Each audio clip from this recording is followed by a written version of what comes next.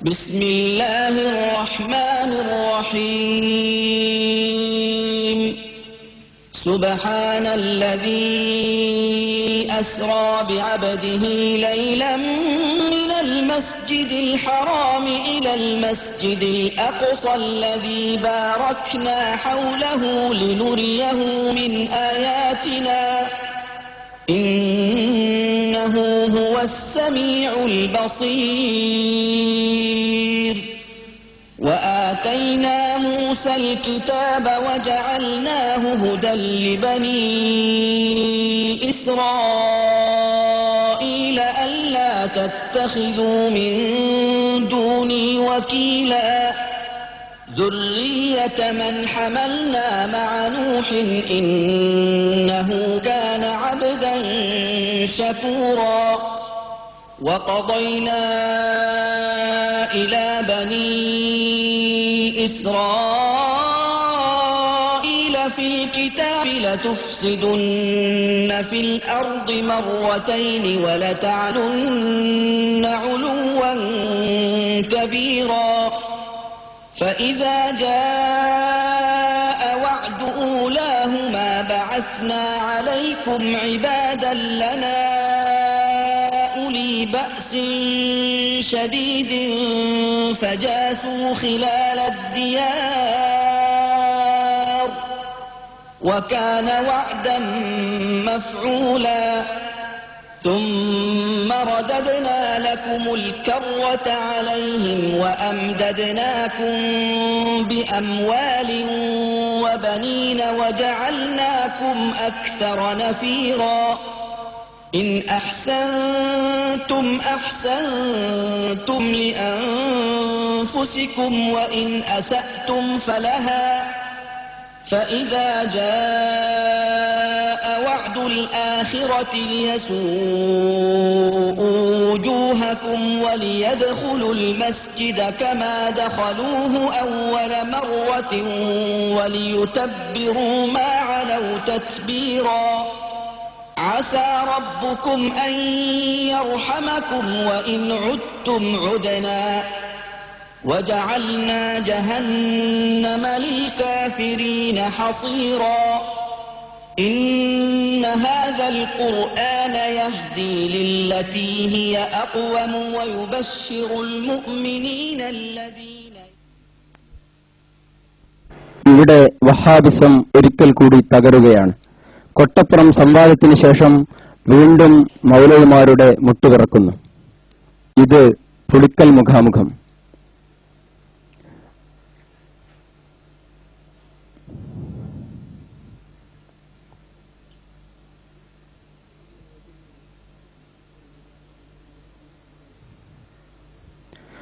മറക്കാനാവാത്ത ഒട്ടേറെ രംഗങ്ങൾ സമ്മാനിച്ച അപൂർവ നിമിഷങ്ങൾ.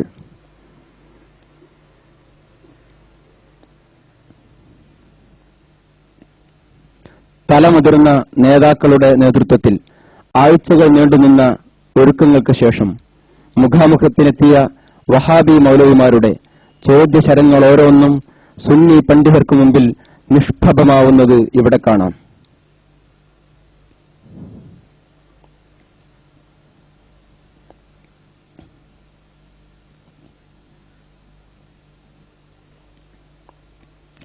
പുളിക്കൽ മുഖാമുഖം. സംഘാടനം SSF ചെറുകാവ് പഞ്ചായത്ത്. സ്വാഗതം VT ഹസൻ മാസ്റ്റർ. അധ്യക്ഷൻ നെല്ലിക്കുത്ത് ഇസ്മായിൽ മുസ്ലിയാർ. ഉദ്ഘാടനം മുഹമ്മദ് പറവൂർ. വിഷയാവതരണം മാളിയേക്കൽ സുലൈമാൻ സഖാഫി. വേദിയിൽ അലവി സഖാഫി കൊളത്തൂർ, EK മുഹമ്മദ് കോയ സഖാഫി. നന്ദി പ്രകടനം N അബ്ദുസലാം. വിഷയാവതരണം ഇവിടെ ആരംഭിക്കുന്നു. മാളിയേക്കൽ സുലൈമാൻ സഖാഫി, ചീഫ് എഡിറ്റർ റിസാല വാരിക.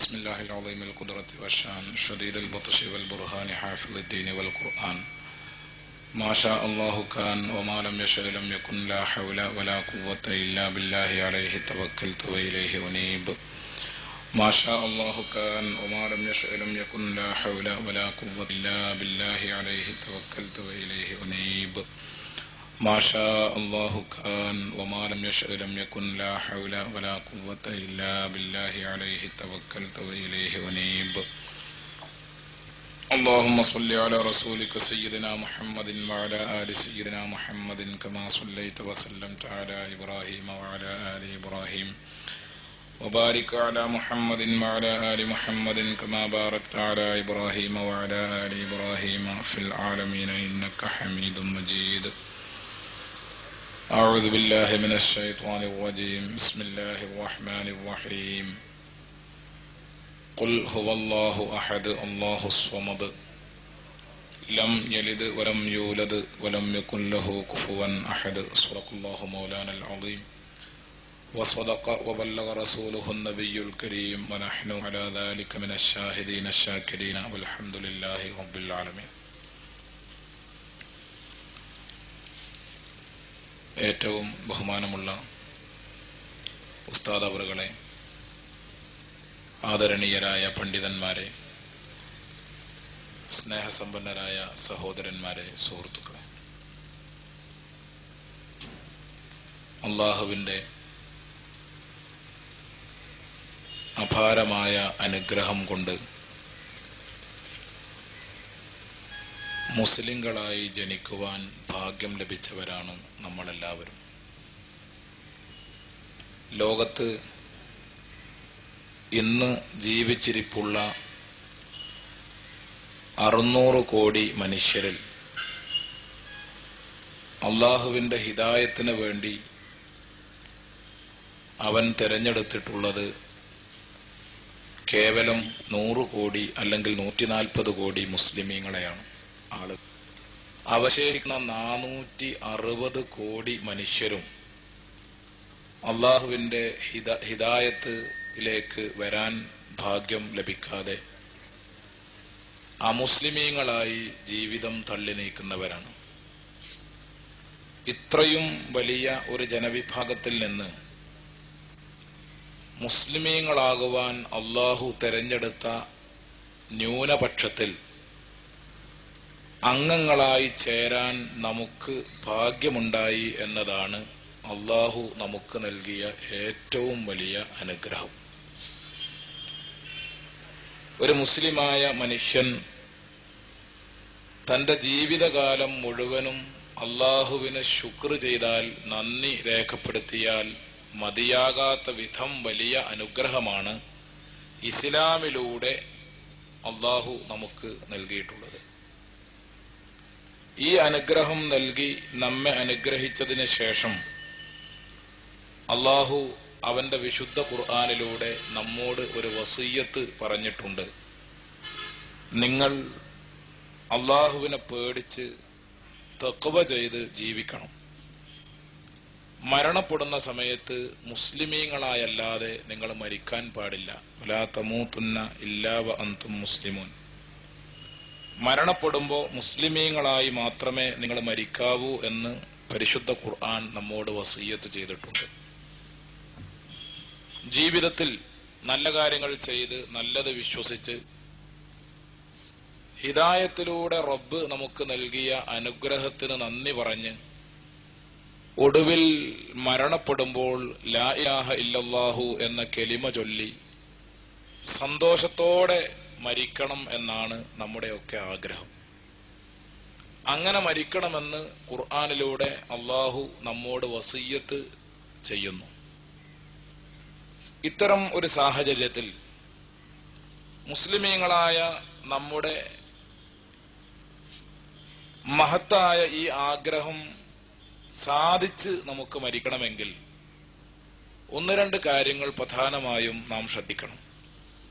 ഒന്നാമതായി ഇസ്ലാമിന്റെ വിശ്വാസപരമായ കാര്യങ്ങൾ, രണ്ടാമതായി കർമ്മപരമായ വിഷയങ്ങൾ. ഇത് രണ്ടും പൂർണ്ണമായും കൃത്യമായും അനുസരിച്ചും അംഗീകരിച്ചും ജീവിക്കുമ്പോഴാണ് ഖുർആനിലൂടെ റബ്ബ് പറഞ്ഞ വസിയ്യത്ത് പാലിച്ചുകൊണ്ട് നമുക്ക് മരിക്കാനാവുക. ഇസ്ലാമിനെ സംബന്ധിച്ചിടത്തോളം കർമ്മങ്ങളെക്കാൾ ഉപരി വിശ്വാസത്തിന് പ്രാധാന്യം നൽകുന്ന മതമാണ് പരിശുദ്ധ ഇസ്ലാം. കർമ്മത്തിന് അതിൻ്റെതായ പ്രാധാന്യമുണ്ട്, അത് നിഷേധിക്കുകയല്ല. അതേസമയം കർമ്മങ്ങളിൽ സംഭവിക്കുന്ന അബദ്ധങ്ങൾ അല്ലാഹു തആല നമുക്ക് പുറത്തു തന്നേക്കും. വിശ്വാസ കാര്യങ്ങളിൽ സംഭവിക്കുന്ന അബദ്ധങ്ങൾ അല്ലാഹു ഒരിക്കലും പുറത്തു തരികയില്ല. അതുകൊണ്ടാണ് കർമ്മത്തേക്കാൾ ഉപരി വിശ്വാസത്തിന് പ്രാധാന്യമുണ്ടെന്ന് നാം പറയാൻ കാരണം. അപ്പോൾ പ്രധാനമായും ഖുർആനിലൂടെ റബ്ബ് മുസ്ലിമീങ്ങളോട് പറയുന്ന ഈ വസിയ്യത്ത് പാലിച്ച് നമുക്ക് മരിക്കാനാകണമെങ്കിൽ നമ്മുടെ വിശ്വാസപരമായ കാര്യങ്ങൾ കളങ്കമറ്റതായിരിക്കണം. ഒരു കളങ്കവും കടന്നുകൂടാത്ത നിഷ്കളങ്കമായ വിശ്വാസത്തിന്റെ ഉടമകളായിരിക്കണം നാം. വിശ്വാസപരമായ കാര്യങ്ങളിൽ കലർപ്പുകൾ വന്നു പോയാൽ, കളങ്കം സംഭവിച്ചു പോയാൽ, നേരത്തെ ഖുർആൻ നമ്മോട് വസിയ്യത്ത് ചെയ്ത ഈ ഉപദേശം മാനിച്ചുകൊണ്ട് മരിക്കാൻ നമുക്കാവുകയില്ല. കേരളത്തിലുടനീളം നടന്നുകൊണ്ടിരിക്കുന്ന മുഖാമുഖം പരിപാടികളിലൂടെ സുന്നത്ത് ജമാഅത്തിന്റെ പ്രവർത്തകന്മാർ ബഹുജനങ്ങളെ ഉത്ബോധിപ്പിച്ചുകൊണ്ടിരിക്കുന്നത് ഈ സത്യമാണ്. സമസ്ത കേരള സുന്നി യുവജന സംഘത്തിന്റെയും SSFന്റെയും ആഭിമുഖ്യത്തിൽ കേരളത്തിൽ ഇപ്പോൾ നടന്നുവരുന്ന മുഖാമുഖം പരിപാടിയിൽ സാധാരണക്കാരായ സഹോദരന്മാരെ വളരെ ഗൗരവത്തോടെ തന്നെ നാം ഓർമ്മപ്പെടുത്തിക്കൊണ്ടിരിക്കുന്നത് കർമ്മപരമായ കാര്യങ്ങളിൽ സംഭവിക്കുന്ന അബദ്ധങ്ങൾ അല്ലാഹു നമുക്ക് പുറത്തു തന്നേക്കും. വിശ്വാസപരമായ കാര്യങ്ങളിൽ സംഭവിക്കുന്ന അബദ്ധങ്ങൾ അല്ലാഹു പൊറുക്കുകയില്ല. അതുകൊണ്ട് വിശ്വാസം എപ്പോഴും പരമപരിശുദ്ധമായിരിക്കണം. എന്താണ് ഇസ്ലാമിന്റെ വിശ്വാസം? നമുക്കെല്ലാവർക്കും അറിയാവുന്നതുപോലെ ലാ ഇലാഹ ഇല്ലല്ലാഹു എന്നതാണ് ഇസ്ലാമിന്റെ അടിസ്ഥാന ആശയം. അല്ലാഹു അല്ലാതെ ആരാധിക്കപ്പെടാൻ അർഹനായി മറ്റാരുമില്ല. ലാ ഇലാഹ ഇല്ലല്ലാഹു എന്നതുകൊണ്ട് വിളംബരപ്പെടുത്തപ്പെടുന്ന, പ്രഖ്യാപിക്കപ്പെടുന്ന ആശയമാണ് ഇസ്ലാമിന്റെ തൗഹീദ്. ഈ തൗഹീദ് ഏതെങ്കിലും ഒരു സുപ്രഭാതത്തിൽ ഇങ്ങനെ ഒരു സമ്മേളനം വിളിച്ചുകൂട്ടി അല്ലാഹു നേരിട്ടിറങ്ങി വന്ന് നമ്മോട് പറഞ്ഞിട്ടുള്ളതല്ല. ലാ ഇലാഹ ഇല്ലല്ലാഹു എന്ന് അല്ലാഹു നേരിട്ടിറങ്ങി വന്ന് ഒരു സമ്മേളനത്തിൽ വെച്ച് പ്രസംഗിച്ചതല്ല. ഞാൻ അല്ലാഹുവാണ്, എന്നെ നിങ്ങൾ ആരാധിക്കണം, ഇത് മുഹമ്മദ് നബിയാണ്, ഇദ്ദേഹത്തെ നിങ്ങൾ സ്വീകരിക്കണം എന്ന് അല്ലാഹു എവിടെയെങ്കിലും പ്രസംഗിച്ചതായി ഒരു സമ്മേളനത്തിൽ വെച്ച് പ്രസ്താവിച്ചതായി നാം വായിച്ചിട്ടില്ല. എങ്കിൽ ഇസ്ലാം അടിസ്ഥാനപരമായി ഉദ്ഘോഷിക്കുന്ന ലാ ഇലാഹ ഇല്ലല്ലാഹു എന്ന ഈ തൗഹീദ് മുസ്ലിമീങ്ങളായ നമുക്ക് എവിടെ നിന്ന് ലഭിച്ചു? വളരെ വ്യക്തമാണ്. മഹാനായ ജിബ്രീൽ അലൈഹിസ്സലാം മുഖേന ഭൂമി ലോകത്ത് ജീവിക്കുന്ന നബി സല്ലല്ലാഹു അലൈഹി വസല്ലമയ്ക്ക് അല്ലാഹുവിൽ നിന്ന് അവതരിപ്പിക്കപ്പെടുന്ന വഹയിലൂടെയാണ്, ദിവ്യ സന്ദേശത്തിലൂടെയാണ് ലാ ഇലാഹ ഇല്ലല്ലാഹു എന്ന ആശയം മനുഷ്യലോകത്തിന് ലഭിക്കുന്നത്. ഇസ്ലാമിന്റെ തൗഹീദ് ഉൾക്കൊള്ളുന്ന ലാ ഇലാഹ ഇല്ലല്ലാഹു എന്നതുൾപ്പെടെയുള്ള പരിശുദ്ധ ഖുർആനിന്റെ മുഴുവൻ സന്ദേശങ്ങളും മനുഷ്യലോകത്തേക്ക് അവതരിപ്പിക്കപ്പെടുന്നത് ജിബ്രീൽ അലൈഹിസ്സലാം എത്തിക്കുന്ന വഹയി മുഖാന്തിരമാണ്. ജിബ്രീൽ അലൈഹിസ്സലാമിനെ നമുക്കറിയാം. പ്രകാശം കൊണ്ട് സൃഷ്ടിക്കപ്പെട്ട് വിവിധങ്ങളായ രൂപങ്ങളിൽ രൂപാന്തരപ്പെടാൻ കഴിയുന്ന ഒരു പ്രത്യേക സൃഷ്ടി വിഭാഗമാണ് മലക്കുകൾ എന്ന് നാം പഠിച്ചിട്ടുണ്ട്. ആ മലക്കുകളുടെ നേതാവാണ് ജിബ്രീൽ അലൈഹിസ്സലാം. ജിബ്രീൽ അലൈഹിസ്സലാം ജീവിക്കുന്നത് ആകാശലോകത്താണ്, അല്ലെങ്കിൽ ആലമുൽ മലക്കൂത്തിലാണ്, അല്ലെങ്കിൽ ആലമുൽ അംറിലാണ്. എന്തു പേര് പറഞ്ഞാലും മലയാളത്തിൽ പറഞ്ഞാൽ നമ്മുടെ ഇന്ദ്രിയങ്ങൾക്ക് അതീതമായ ലോകത്താണ് മഹാനായ ജിബ്രീൽ അലൈഹിസ്സലാം ജീവിക്കുന്നത്.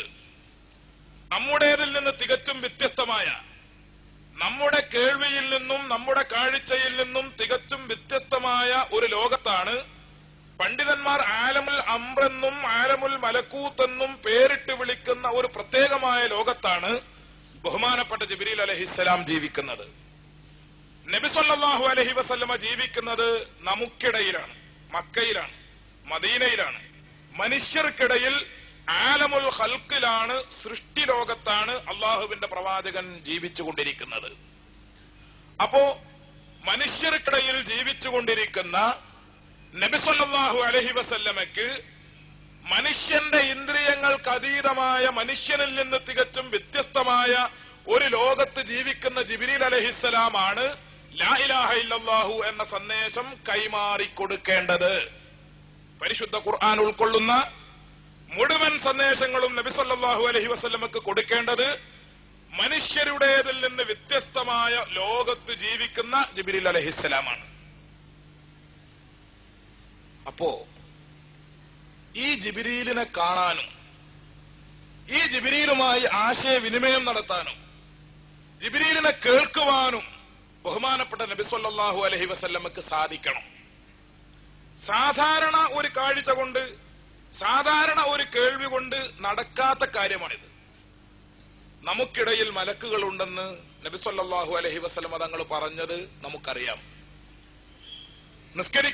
നാം നിസ്കരിക്കുന്ന ജമാഅത്തുകളിൽ, നമ്മുടെ പള്ളികളിൽ, നമ്മുടെ ഇൽമിന്റെ സദസ്സുകളിൽ, നമ്മുടെ ദിക്റിന്റെ മജ്ലിസുകളിൽ, അവിടെയൊക്കെ ധാരാളം മലക്കുകളുടെ സാന്നിധ്യമുണ്ട്. പക്ഷേ ഇത്രയും അധികം മലക്കുകൾ നമുക്കിടയിലൂടെ ഉണ്ടായിട്ട് പോലും ഈ മലക്കുകളുടെ സാന്നിധ്യം അറിയുവാനോ ആ മലക്കുകളെ കാണുവാനോ മലക്കുമായി ആശയവിനിമയം നടത്തുവാനോ നമുക്ക് സാധിക്കുന്നില്ല. ഇതിന്റെ അർത്ഥം മലക്കുകൾ നമുക്കിടയിൽ ഇല്ല എന്നല്ല, മലക്കുകൾ നമ്മുടെ പള്ളികളിൽ വരുന്നില്ല എന്നുമല്ല. മറിച്ച് മലക്കിന്റേതായ രൂപത്തിൽ കാണുവാനും കേൾക്കുവാനുമുള്ള കേൾവിയും കാഴ്ചയും നമുക്കില്ല എന്നാണ്. ഒരു മനുഷ്യരൂപം പ്രാപിച്ചുകൊണ്ട് മലക്ക് നമുക്കിടയിൽ വന്നാലോ വന്നത് മലക്കാണ് എന്ന് തിരിച്ചറിയാൻ നമുക്ക് കഴിയില്ല. രണ്ടിനും ഹദീസുകളിൽ തെളിവ് കാണാൻ പറ്റും. ബഹുമാനപ്പെട്ട നബി സല്ലല്ലാഹു അലൈഹി വസല്ലം ആയിഷത്ത് ബീവി റളിയല്ലാഹു അൻഹയോടൊപ്പം വീട്ടിലിരിക്കുമ്പോ ജിബ്രീൽ അലൈഹിസ്സലാം കടന്നു വന്ന സംഭവം ഇമാം ബുഖാരി റിപ്പോർട്ട് ചെയ്യുന്നുണ്ട്. വന്നു, റസൂലുള്ളാഹിയെ കണ്ടു, ആശയവിനിമയം നടത്തി. പക്ഷേ തൊട്ടടുത്തിരിക്കുന്ന ആയിഷത്ത് ബീവി റളിയല്ലാഹു അൻഹ ഈ സംഭവം അറിയുന്നില്ല. ജിബ്രീൽ അലൈഹിസ്സലാം ആയിഷ ബീവിയോട് സലാം പറഞ്ഞു. സലാം പറയുമ്പോ ആയിഷ ബീവി സലാം മടക്കുന്നില്ല. നബി സല്ലല്ലാഹു അലൈഹി വസല്ലം ആയിഷത്ത് ബീവി റളിയല്ലാഹു അൻഹയെ വിളിച്ചിട്ട് പറഞ്ഞു, ആയിഷ, ഇവിടെ ജിബ്രീൽ വന്നിരിക്കുന്നു, നിന്നോട് അസ്സലാമു അലൈക്കും എന്ന് സലാം പറയുന്നുണ്ട്. ഈ വിവരം നബി സല്ലല്ലാഹു അലൈഹി വസല്ലമ പറയുമ്പോഴാണ് ആയിഷ ബീവി അലൈഹിസ്സലാം എന്ന് സലാം മടക്കുന്നത്. സലാം മടക്കിയ ശേഷം ആയിഷ ബീവി പറഞ്ഞു, തറാ മാലാ അറ, നബിയെ, അങ്ങ് കാണുന്നു ഞാൻ കാണാത്തത്, അങ്ങ് കേൾക്കുന്നു ഞാൻ കേൾക്കാത്തത്. ജിബ്രീൽ ഇവിടെ വന്നു, പക്ഷേ ഞാൻ കണ്ടില്ലല്ലോ. ജിബ്രീല് സലാം പറഞ്ഞു, പക്ഷേ ഞാൻ കേട്ടില്ലല്ലോ. അപ്പോൾ എന്നിൽ നിന്ന്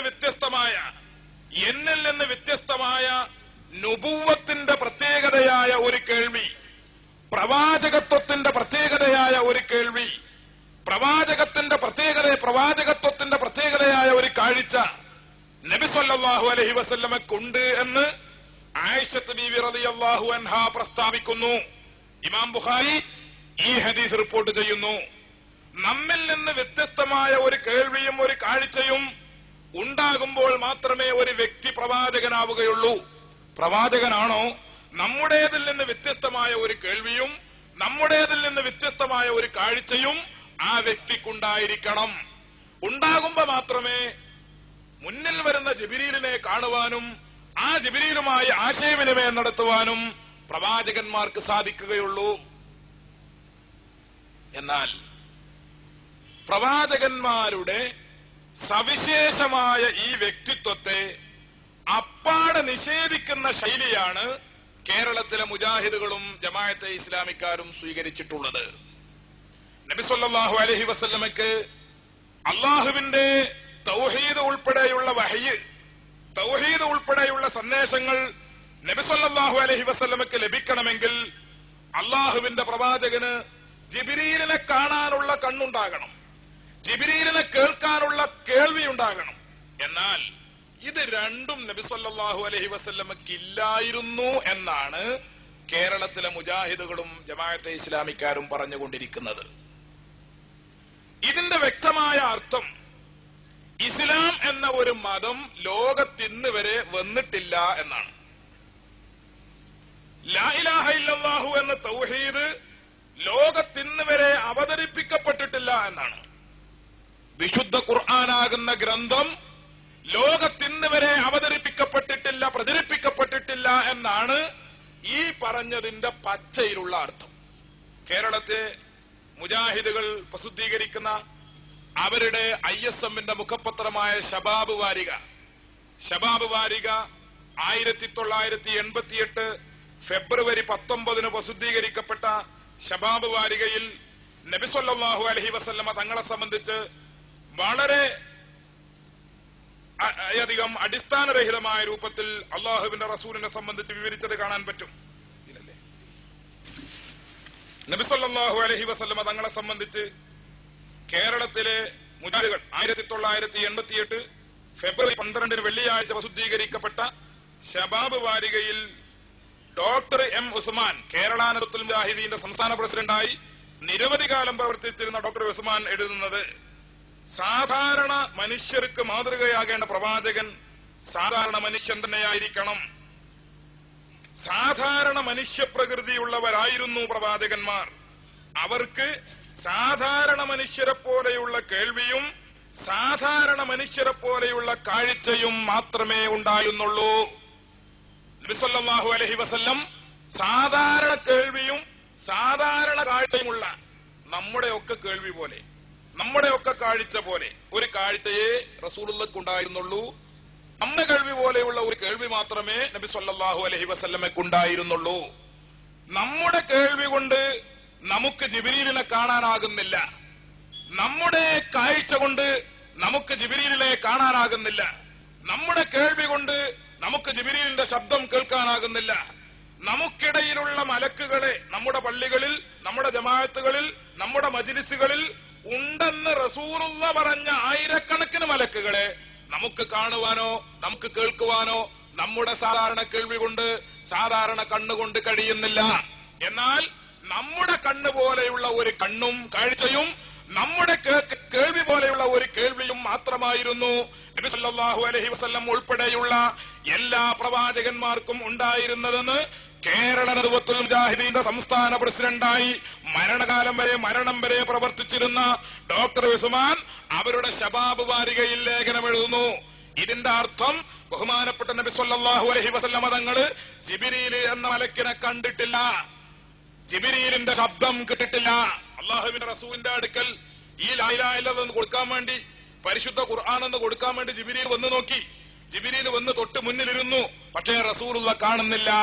കാരണം സാധാരണ കാഴ്ച മാത്രമാണ്.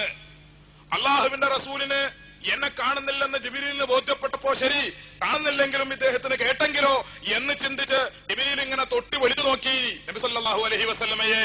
പക്ഷേ തൊട്ട് വിളിച്ചു നോക്കുമ്പോ ജിബ്രീലാകുന്ന മലക്കിന്റെ ശബ്ദം കേൾക്കാൻ നബി സല്ലല്ലാഹു അലൈഹി വസല്ലമക്ക് കഴിയുന്നില്ല. അങ്ങനെ കഴിയാതെ ഇസ്ലാം കൊടുക്കാതെ, ലാ ഇലാഹ ഇല്ലല്ലാഹ് കൊടുക്കാതെ, വിശുദ്ധ ഖുർആൻ കൊടുക്കാതെ ജിബ്രീൽ തിരിച്ചുപോയി എന്നാണ് ഈ ശബാബ് വാരികയിൽ ഡോക്ടർ ഉസ്മാൻ എഴുതിയതിന്റെ പച്ചയിലുള്ള അർത്ഥം. ഇസ്ലാം വന്നിട്ടില്ല. ലാ ഇലാഹ ഇല്ലല്ലാഹു എന്ന തൗഹീദ് ഭൂമിലോകത്തേക്ക് അവതരിപ്പിക്കപ്പെട്ടിട്ടില്ല. പരിശുദ്ധ ഖുർആൻ ഭൂമിലോകത്തേക്ക് അവതരിപ്പിക്കപ്പെട്ടിട്ടില്ല. കാരണം അത് അവതരിപ്പിക്കുവാനും അത് സ്വീകരിക്കുവാനും അത് ഏറ്റെടുക്കുവാനുമുള്ള ഭൗതികമായ സാഹചര്യങ്ങൾ ഈ ലോകത്തിലായിരുന്നു. മലക്കുമായി ബന്ധപ്പെടാൻ കഴിയുന്ന ഒരു വ്യക്തിത്വം ഭൂമിലോകത്തിലായിരുന്നു. മലക്കിന്റെ ശബ്ദം കേൾക്കാനുള്ള ഒരു വ്യക്തിത്വം ഈ ലോകത്തിലായിരുന്നു. മലക്കിനെ കാണാൻ കഴിവുള്ള ഒരു കണ്ണുള്ള ഒരു കാഴ്ചയുള്ള ഒരു വ്യക്തി ഈ ലോകത്തിലായിരുന്നു. അതുകൊണ്ട് തന്നെ ഇസ്ലാമിന്റെ അവതരണം ഭൂമിയിൽ ഇന്ന് വരെ നടന്നിട്ടില്ല എന്നാണ് കേരളത്തിലെ മുജാഹിദുകൾ വാദിച്ചുകൊണ്ടിരിക്കുന്നത്. ഇനി കേരളത്തിലെ ജമാഅത്തെ ഇസ്ലാമിയും ഇതേ വാദം തന്നെയാണ് ഉന്നയിച്ചുകൊണ്ടിരിക്കുന്നത്. 1981 ഡിസംബറിൽ പ്രസിദ്ധീകരിക്കപ്പെട്ട പ്രബോധനം മാസിക, ഈ പ്രബോധനം മാസികയിൽ നബി സല്ലല്ലാഹു അലൈഹി വസല്ലമയെ കേവലം ഒരു സാധാരണ മനുഷ്യനായി ജമാഅത്തെ ഇസ്ലാമിയുടെ പണ്ഡിതന്മാർ സമർത്ഥിക്കുന്നു, വിശദീകരിക്കുന്നു. നബി സല്ലല്ലാഹു അലൈഹി വസല്ലം തങ്ങളെ സംബന്ധിച്ച് ഈ പ്രബോധനം മാസിക 56-ാമത്തെ പേജിൽ എഴുതുന്നത് മുഹമ്മദ് നബി അബ്ദുള്ള എന്ന പുരുഷന്റെയും ആമിന എന്ന സ്ത്രീയുടെയും മകനായിട്ടാണ് ജനിച്ചത്. സാധാരണ മനുഷ്യരെ പോലെ തന്നെയാണ് അദ്ദേഹവും ജനിച്ചത്. വളർന്നു വലുതായതും അങ്ങനെ തന്നെ. മുൻ പ്രവാചകന്മാരെ പോലെ അദ്ദേഹവും പ്രവാചകനായി നിയോഗിക്കപ്പെട്ടു. അള്ളാഹുവിന്റെ അവധി എത്തിയപ്പോൾ സാധാരണ മനുഷ്യർ മരണപ്പെടുന്നത് പോലെ അദ്ദേഹവും മരണപ്പെട്ടു. ആമിനയുടെ മകനായി അബ്ദുള്ളയുടെ മകനായി സാധാരണ മനുഷ്യന്മാർ ജനിക്കുന്നത് പോലെ ജനിച്ചു. സാധാരണ മനുഷ്യന്മാർ വളരുന്നത് പോലെ വളർന്നു. സാധാരണ മനുഷ്യരെ പോലെ അവധി എത്തിയപ്പോൾ മരിച്ചും പോയി എന്നാണ് നബി സല്ലല്ലാഹു അലൈഹി വസല്ലമയെ സംബന്ധിച്ച് 1981 ഡിസംബറിൽ പ്രസിദ്ധീകരിക്കപ്പെട്ട പ്രബോധനം മാസികയുടെ 56-ാമത്തെ പേജിൽ ജമാഅത്തെ ഇസ്ലാമിയുടെ നേതാക്കന്മാർ എഴുതി വെക്കുന്നത്.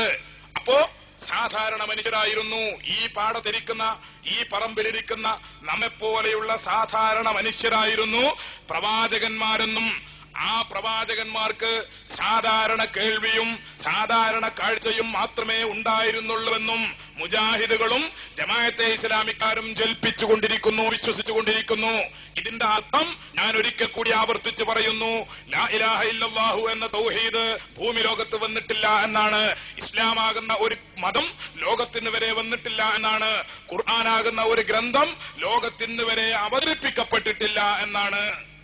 മുജാഹിദുകൾ ഇന്നും തിരുത്താതെ ഈ വാദം തന്നെ ഇപ്പോഴും ബാധിച്ചുകൊണ്ടിരിക്കുന്നു, വിശ്വസിച്ചുകൊണ്ടിരിക്കുന്നു. സഹോദരന്മാരെ, നമ്മെ സംബന്ധിച്ചിടത്തോളം അഹ്ലുസുന്നത്തി വൽ ജമാഅത്തിൽ വിശ്വസിക്കുന്ന മുസ്ലിമീങ്ങളായ നമ്മെ സംബന്ധിച്ചിടത്തോളം നാം വിശ്വസിക്കുന്നത് അള്ളാഹുവിന്റെ റസൂലിന് ജിബ്രീലിനെ കാണാനുള്ള കാഴ്ചശക്തി ഉണ്ടായിരുന്നു. അള്ളാഹുവിന്റെ റസൂലിന് ജിബ്രീലിനെ കേൾക്കാനുള്ള കേൾവി ശക്തി ഉണ്ടായിരുന്നു.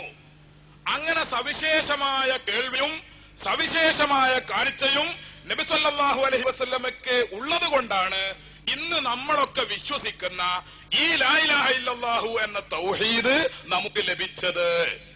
അള്ളാഹുവിന്റെ റസൂൽ ഒരു ചെകിടുപൊട്ടനായിരുന്നെങ്കിൽ, അള്ളാഹുവിന്റെ റസൂല് ഒരു അന്ധനായിരുന്നെങ്കിൽ, ജിബ്രീലിനെ കാണാൻ കഴിയാത്ത മുജാഹിദ് വിശ്വസിക്കുന്ന മുജാഹിദിന്റെ ഭാഷയിലുള്ള ഒരു അന്ധനായിരുന്നു റസൂലുള്ളാഹിയെങ്കിൽ, ഒരു ചെകിടുപൊട്ടനായിരുന്നു റസൂലുള്ളാഹിയെങ്കിൽ ഈ തൗഹീദ് നമുക്ക് ലഭിക്കില്ലായിരുന്നു, ഈ ഇസ്ലാം നമുക്ക് ലഭിക്കില്ലായിരുന്നു, ഈ ഖുർആൻ നമുക്ക് ലഭിക്കില്ലായിരുന്നു. ഖുർആൻ നമുക്ക് ലഭിച്ചിരിക്കുന്നു, തൗഹീദ് നമുക്ക് ലഭിച്ചിരിക്കുന്നു, ഇസ്ലാം നമുക്ക് ലഭിച്ചിരിക്കുന്നു. അതുകൊണ്ട് നാം വിശ്വസിക്കുന്നത് ജിബ്രീലിനെ കാണുവാനും കേൾക്കുവാനുമുള്ള കേൾവിയും കാഴ്ചയും നബി സല്ലല്ലാഹു അലൈഹി വസല്ലമക്ക് ഉണ്ടായിരുന്നു എന്നാണ്. ഒന്ന്. രണ്ടാമതായി ഒരു കാര്യം കൂടി ഞാൻ സൂചിപ്പിക്കട്ടെ.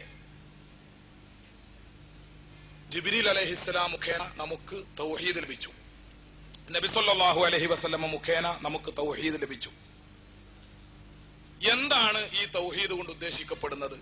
ഇതും നാം മനസ്സിലാക്കണം. കാരണം തൗഹീദിനെ ചൊല്ലിയാണ് കേരളത്തിലുള്ള എന്നല്ല ലോകത്തൊട്ടുക്കുമുള്ള സർവമാന മുസ്ലിമീങ്ങളും ഭൂരിപക്ഷം വരുന്ന മുസ്ലിമീങ്ങളും കാഫിറുകളാണെന്നും മുശ്രിക്കുകളാണെന്നും ഇവിടെ ബിദഈകൾ പ്രചരിപ്പിച്ചുകൊണ്ടിരിക്കുന്നത് ഈ തൗഹീദുമായി ബന്ധപ്പെട്ട ചില വിഷയങ്ങളിലാണ്. അതുകൊണ്ട് വളരെ കുറഞ്ഞ സമയം ഉപയോഗപ്പെടുത്തി എന്താണ് തൗഹീദ്, അതുകൊണ്ട് ഉദ്ദേശിക്കപ്പെടുന്നത് എന്താണെന്ന് ചെറിയ രൂപത്തിൽ നിങ്ങളോട് ഞാൻ വിശദീകരിക്കാം.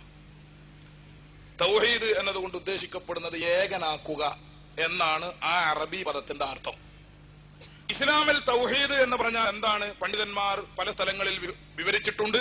ഇഅ്തിഖാദു അദമി ശരീക്കി ലില്ലാഹി തആല ഫിൽ ഉലൂഹിയ്യതി വഖവാസിഹ. ആരാധ്യനായിരിക്കുക എന്ന വിഷയത്തിലും അതിന്റെ പ്രത്യേകതകളിലും അള്ളാഹുവിന് ഒരു പങ്കുകാരൻ ഇല്ല എന്ന് വിശ്വസിക്കുന്നതിനാണ് തൗഹീദ് എന്ന് പറയുക. ആരാധ്യനായിരിക്കുക എന്ന വിഷയത്തിലും അതിന്റെ പ്രത്യേകതകളിലും അള്ളാഹുവിന് ഒരു പങ്കുകാരൻ ഇല്ല എന്ന് വിശ്വസിക്കുന്നതിനാണ് തൗഹീദ് എന്ന് പറയുന്നത്. സഹോദരന്മാരെ, ഇതേ വിഷയം അല്ലാഹു സുബ്ഹാനഹു വ തആല പരിശുദ്ധ ഖുർആനിലൂടെ വിവരിച്ചത് നമുക്ക് കാണാൻ പറ്റും. സൂറത്തുൽ ഇഖ്ലാസിലൂടെ എന്താണ് തൗഹീദ് എന്ന് അല്ലാഹു വളരെ വ്യക്തമായി തന്നെ വിവരിച്ചിട്ടുണ്ട്. ഖുൽ ഹുവല്ലാഹു അഹദ് അല്ലാഹു സമദ് ലം യലിദ് വലം യൂലദ് വലം യകുൽ ലഹു കുഫുവൻ അഹദ് എന്നിങ്ങനെ പറഞ്ഞുകൊണ്ട് മുസ്ലിമീങ്ങൾ വിശ്വസിക്കേണ്ട അല്ലെങ്കിൽ ഇസ്ലാം വിളംബരപ്പെടുത്തുന്ന തൗഹീദ് ഏതാണെന്ന് ഖുർആൻ പറയുന്നു. ഖുൽ, നബിയെ തങ്ങൾ പറയുക, ഹുവ വസ്തുത അല്ലാഹു ആകുന്നത് അഹദുൻ, അവൻ ഏകനാകുന്നു. അല്ലാഹു തആല ഏകനാകുന്നു. അല്ലാഹു ഏകനാകുന്നു എന്ന് പറഞ്ഞാൽ അതിന്റെ അർത്ഥം എന്താണ്? അല്ലാഹു ഏകനാകുന്നു എന്ന് ഖുർആൻ വിളിച്ചു പറയുമ്പോ നമ്മളെല്ലാവരും ചോദിക്കുകയില്ലേ, നമ്മളൊക്കെ ഏകന്മാരല്ലേ? നമ്മൾ ഓരോരുത്തരും ഏകന്മാരാണല്ലോ. പിന്നെ അള്ളാഹു അവന്റെ ഒരു പ്രത്യേകതയായി ഞാൻ ഏകനാകുന്നു എന്ന് വിളിച്ചു പറയുന്നതിൽ എന്ത് അർത്ഥമാണുള്ളത്? ഞാൻ എന്റെ സഹോദരന്മാരോട് ആവശ്യപ്പെടുന്നു, അള്ളാഹു അഹദുൻ എന്ന് അള്ളാഹു തആല പറയുന്നത് അവന്റെ ഒരു സിഫത്താണ്, ഒരു വിശേഷണമാണ് ഏകനായിരിക്കുക എന്നത്. ഇനി അവന് നിർബന്ധമായും ഉണ്ടായിരിക്കേണ്ട മറ്റു ധാരാളം സിഫത്തുകളുണ്ട്, ഒരുപാട് വിശേഷണങ്ങളുണ്ട്. ഈ വിശേഷണങ്ങൾ ഓരോന്നും അള്ളാഹു അഹദുൻ എന്നതിന്റെ സ്ഥാനത്ത് നിങ്ങൾ സങ്കല്പിച്ചു നോക്കുക. അള്ളാഹു തആല ഏകനാകുന്നു, അള്ളാഹു കഴിവുള്ളവനാകുന്നു, അള്ളാഹു അറിവുള്ളവനാകുന്നു, അള്ളാഹു തആല പടക്കുന്നവനാകുന്നു, അള്ളാഹു കൃപ ചെയ്യുന്നവനാകുന്നു, അള്ളാഹു അനുഗ്രഹം ചെയ്യുന്നവനാകുന്നു, അള്ളാഹു സഹായിക്കുന്നവനാകുന്നു, അള്ളാഹു ഭക്ഷണം നൽകുന്നവനാകുന്നു, അള്ളാഹു രോഗം നൽകുന്നവനും രോഗം മാറ്റുന്നവനുമാകുന്നു എന്നിങ്ങനെ തുടങ്ങി അള്ളാഹുവിന് ഉണ്ടായിരിക്കൽ നിർബന്ധമായ എല്ലാ സിഫത്തുകളും ഖുർആൻ എണ്ണിപ്പറഞ്ഞിട്ടുള്ള, അതുപോലെ സുന്നത്തിലൂടെ പരിചയപ്പെടുത്തപ്പെട്ട മുഴുവൻ സിഫത്തുകളും ഇതിന്റെ സ്ഥാനത്ത് നാം വെച്ച് പരിശോധിച്ചു നോക്കിയാൽ നേരത്തെ നാം നമ്മുടെ മനസ്സിൽ അങ്കുരിച്ച ചോദ്യം ഇവിടെയൊക്കെ ഉയർന്നു വരുന്നത് നമുക്ക് കാണാൻ പറ്റും. അല്ലാഹു തആല ഏകനാണ് എന്ന് പറഞ്ഞാൽ ഉടനെ മറ്റുള്ളവർ ചോദിക്കും, ഞങ്ങളൊക്കെ ഏകന്മാരല്ലേ? അല്ലാഹു തആല കഴിവുള്ളവനാണെന്ന് പറഞ്ഞാൽ എനിക്കും കഴിവുണ്ടല്ലോ. അല്ലാഹു തആല അറിവുള്ളവനാണെന്ന് പറഞ്ഞാൽ അറിവുള്ളവർ വേറെയുമുണ്ടല്ലോ. അല്ലാഹു തആല ഭക്ഷണം കൊടുക്കുന്നവനാണെന്ന് പറഞ്ഞാൽ നമ്മളും മറ്റുള്ള പലർക്കും ഭക്ഷണം കൊടുക്കുന്നുണ്ടല്ലോ. അല്ലാഹു തആല കൃപ ചെയ്യുന്നവനാണെന്ന് പറഞ്ഞാൽ വേറെയും ആളുകൾ കൃപ ചെയ്യുന്നുണ്ടല്ലോ. നോക്ക് നിങ്ങൾ, പരിശുദ്ധ ഖുർആൻ തന്നെ ഈ കാര്യം വിവരിച്ചിട്ടുണ്ട്. പരിശുദ്ധ ഖുർആനിൽ ഒരു സ്ഥലത്ത് അള്ളാഹുവിനെ സംബന്ധിച്ച് പറഞ്ഞ സ്ഥലത്ത് കാണും അല്ലാഹു തആല മനുഷ്യരെ സംബന്ധിച്ചിടത്തോളം അല്ലാഹു റഊഫുൻ റഹീമുൻ, അല്ലാഹു തആല കൃപ ചെയ്യുന്നവനാണ്, അല്ലാഹു തആല അനുഗ്രഹം ചെയ്യുന്നവനാണ്. റഊഫ് റഹീം എന്നീ രണ്ട് സിഫത്തുകൾ ഇവിടെ അള്ളാഹുവിന്റേതായി ഖുർആൻ പറയുന്നു. എന്നാൽ അതേ ഖുർആൻ തന്നെ മറ്റൊരു സ്ഥലത്ത് ഇതേ വിശേഷണം നബി സല്ലല്ലാഹു അലൈഹി വസല്ലമക്കുള്ളതായി പറയുന്നു. ലഖദ് ജാഅക്കും റസൂലും മിൻ അൻഫുസിക്കും അസീസുൻ അലൈഹി മാ അനിത്തും ഹരീസുൻ അലൈക്കും ബിൽ മുഅ്മിനീന റഊഫുർ റഹീം. ഈ ആയത്തില് നിങ്ങൾക്കിടയിൽ നിന്ന് ഒരു നബി വന്നിരിക്കുന്നു, ഒരു പ്രവാചകൻ വന്നിരിക്കുന്നു എന്നിങ്ങനെ പറഞ്ഞ് നബി സല്ലല്ലാഹു അലൈഹി വസല്ലമ തങ്ങളുടെ ഗുണഗണങ്ങൾ എടുത്തെടുത്ത് പറഞ്ഞിട്ട് പരിശുദ്ധ ഖുർആൻ സൂചിപ്പിക്കുന്നത് ഈ പ്രവാചകൻ ബിൽ മുഅ്മിനീന വിശ്വാസികളെ സംബന്ധിച്ചിടത്തോളം റഊഫുൻ കൃപ ചെയ്യുന്ന പ്രവാചകനാണ്, റഹീമുൻ അനുഗ്രഹം ചെയ്യുന്ന പ്രവാചകനാണ് എന്ന് നബി സല്ലല്ലാഹു അലൈഹി വസല്ലമയെ സംബന്ധിച്ച് പറയുന്നു. അപ്പോ റഊഫ് എന്ന വിശേഷണം ഒരു സ്ഥലത്ത് അള്ളാഹുവിന് കൊടുക്കുന്ന ഖുർആൻ മറ്റൊരു സ്ഥലത്ത് റസൂലുള്ളാഹിക്ക് കൊടുക്കുന്നു. റഹീമുൻ എന്ന വിശേഷണം ഒരു സ്ഥലത്ത് അള്ളാഹുവിന് നൽകുന്ന ഖുർആൻ മറ്റൊരു സ്ഥലത്ത് നബി സല്ലല്ലാഹു അലൈഹി വസല്ലമക്ക് നൽകുന്നു.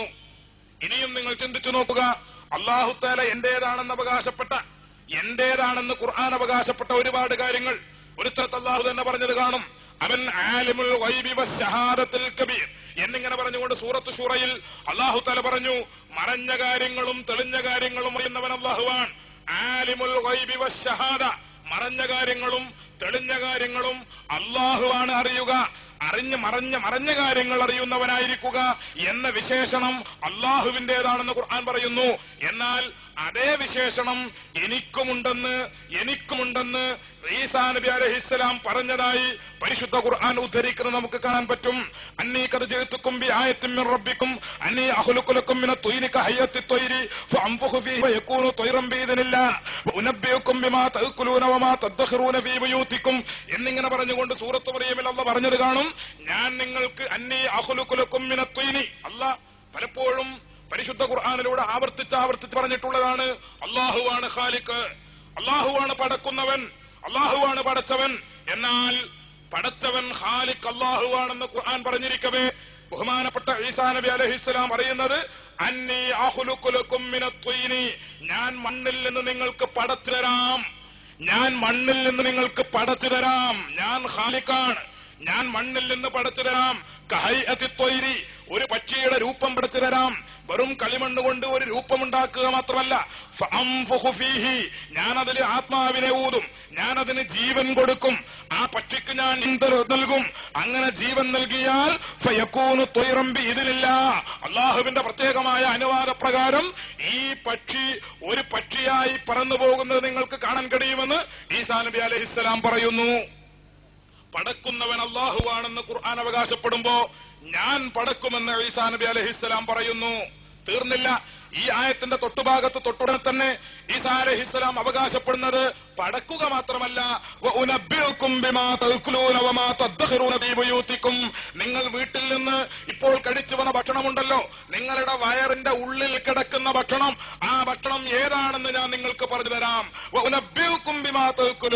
നിങ്ങൾ കഴിച്ചു വന്ന ഭക്ഷണം ഏതാണെന്ന് ഞാൻ പറഞ്ഞു തരാം. നിങ്ങളുടെ വീട്ടിൽ, നിങ്ങളുടെ പത്തായങ്ങളിൽ, നിങ്ങളുടെ പെട്ടികളിൽ നിങ്ങൾ അടച്ചു വെച്ചിട്ടുള്ള, സൂക്ഷിച്ചു വെച്ചിട്ടുള്ള വസ്തുക്കൾ എന്തൊക്കെയാണെന്ന് അതിന്റെ പേരും വിവരവും ഞാൻ പറഞ്ഞു തരാമെന്ന് ബഹുമാനപ്പെട്ട ഈസാ അലൈഹിസ്സലാം അവകാശപ്പെടുന്നു. അല്ല പറയുന്നതോ മറഞ്ഞ കാര്യങ്ങൾ അറിയുന്നവൻ അല്ലാഹുവാണെന്ന്. ഈസാ അലൈഹിസ്സലാം വിളിച്ചു പറയുന്നു, എനിക്കും മറഞ്ഞ കാര്യങ്ങൾ അറിയും, ഞാനും മറഞ്ഞ കാര്യങ്ങൾ പറയും, ഞാനും സൃഷ്ടിക്കും, ഞാനും പക്ഷിയെ സൃഷ്ടിച്ചു തരാം, ഞാനതിന് ജീവൻ കൊടുക്കാം എന്നൊക്കെ ഈസാ അലൈഹിസ്സലാം അവകാശപ്പെടുന്നു. അപ്പോൾ അള്ളാഹുവിന്റേതെന്ന് ഖുർആൻ അവകാശപ്പെട്ട ഒരുപാട് വിശേഷണങ്ങൾ അള്ളാഹുവിന്റെ സൃഷ്ടികൾക്ക് ഖുർആൻ തന്നെ വെച്ചു കൊടുക്കുന്നതാണ് നാം ഇവിടെ കാണുന്നത്. ഇത് രണ്ടും തമ്മിൽ വേർതിരിച്ച് മനസ്സിലാക്കുന്നിടത്തുള്ള പരാജയമാണ് കേരളത്തിൽ മുജാഹിദ് എന്ന ഒരു പ്രസ്ഥാനം തന്നെ ഉണ്ടാകാനുള്ള കാരണം. ജമാഅത്തെ ഇസ്ലാമി എന്ന ഒരു കക്ഷി കേരളത്തിൽ ഉണ്ടാകാൻ തന്നെയുള്ള കാരണം ഇത് രണ്ടും തമ്മിലുള്ള വ്യത്യാസം മനസ്സിലാക്കിയില്ല എന്നതാണ്. അല്ലാഹു തആല ഖുർആനിൽ പറഞ്ഞിട്ടുണ്ട്, ഖുൽ ഹുവല്ലാഹു അഹദ്, പറയണം കാര്യം അല്ലാഹു ഏകനാകുന്നു. അല്ലാഹു ഏകനാകുന്നു എന്ന് പറയുമ്പോ നേരത്തെ ഞാൻ പറഞ്ഞ ചോദ്യങ്ങളൊക്കെ ഉണ്ട്. അല്ലാഹു ഏകനാണെന്ന് പറയുമ്പോ നമ്മളൊക്കെ ചോദിക്കും, ഞങ്ങളൊക്കെ ഏകന്മാരല്ലേ? അല്ലാഹു റഊഫാണെന്ന് പറയുമ്പോ റസൂലും റഊഫല്ലേ?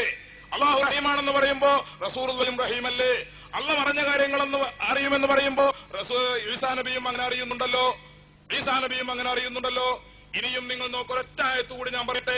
ഇന്നമാ വലിയുക്കുമുല്ലാഹു വറസൂലുഹു വല്ലദീന ആമനുല്ലദീന യുഖീമൂന സ്വലാത എന്നിങ്ങനെ പറഞ്ഞുകൊണ്ട് പരിശുദ്ധ ഖുർആൻ സൂറത്ത് മാഇദയുടെ 55-ാമത്തെ വചനത്തിൽ പറയുന്നു, ഇന്നമാ വലിയുക്കുമുല്ലാഹ്, തീർച്ചയായും അല്ലാഹു നിങ്ങളുടെ സഹായിയാണ്, അല്ലാഹു നിങ്ങളെ സഹായിക്കാൻ തരപ്പെട്ടവനാണ്. വറസൂലുഹു, അല്ലാഹുവിന്റെ റസൂലും നിങ്ങളുടെ സഹായിയാണ്. വല്ലദീന ആമനുല്ലദീന യുഖീമൂന സ്വലാ, നിസ്കാരം അതിന്റെ ഹക്ക് പോലെ നിർവഹിക്കുന്ന, ഈമാനിൽ കമാലെത്തിയ അല്ലാഹുവിന്റെ ഔലിയാക്കളും നിങ്ങളുടെ സഹായിയാണ്. ചിന്തിക്കുക നിങ്ങൾ, ഇവിടെ വലിയ എന്ന വിശേഷണം, വലിയ എന്ന വിശേഷണം, സഹായിക്കുന്നവൻ എന്ന വിശേഷണം അല്ലാഹ്ക്ക് കൊടുത്ത ഖുർആൻ അതേ ആയത്തിൽ തന്നെ റസൂലും വലിയാണെന്ന് പറയുന്നു, റസൂലും സഹായിക്കുമെന്ന് പറയുന്നു, മുഅ്മിനീങ്ങളും സഹായിക്കുമെന്ന് പറയുന്നു. അപ്പോ അല്ലാഹ് സഹായിക്കും, റസൂലും സഹായിക്കും, അല്ലാഹു സഹായിക്കും, മുഅ്മിനീങ്ങളും സഹായിക്കും. അല്ലാഹു കൃപ ചെയ്യുന്നവനാണ്, റസൂലുള്ളയും കൃപ ചെയ്യുന്ന ആളാണ്. അല്ലാഹു റഹീമാണ്, റസൂലും റഹീമാണ്. അല്ലാഹ് മറഞ്ഞ കാര്യങ്ങൾ അറിയുന്നവനാണ്, ഈസാ നബി അലൈഹിസ്സലാമും മറഞ്ഞ കാര്യങ്ങൾ അറിയുന്ന ആളാണ് എന്നിങ്ങനെ പറഞ്ഞാൽ ഇത് രണ്ടും തമ്മിലുള്ള വ്യത്യാസം എന്താണ്?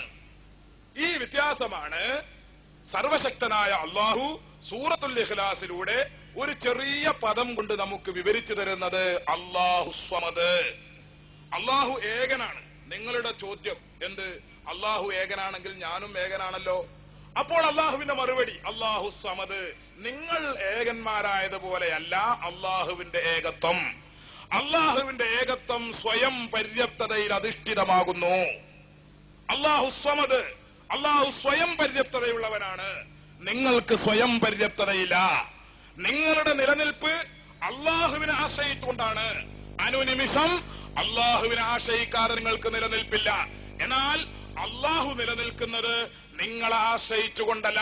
അല്ലാഹുവിന്റെ നിലനിൽപ്പ് അത് നിഷേധിക്കുവാൻ നിങ്ങൾക്ക് സാധ്യമല്ല.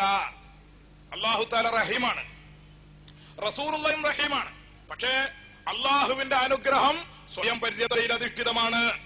റസൂലുള്ളാഹിയുടെ അനുഗ്രഹം സ്വയം പര്യാപ്തതയിൽ അധിഷ്ഠിതമല്ല. അത് അല്ലാഹുവിനെ ആശ്രയിച്ചുകൊണ്ടുള്ള അനുഗ്രഹമാണ്. അല്ലാഹു തആല റഊഫാണ്, കൃപ ചെയ്യുന്നവനാണ്. നബി സല്ലല്ലാഹു അലൈഹി വസല്ലമയും കൃപ ചെയ്യുന്നുണ്ട്.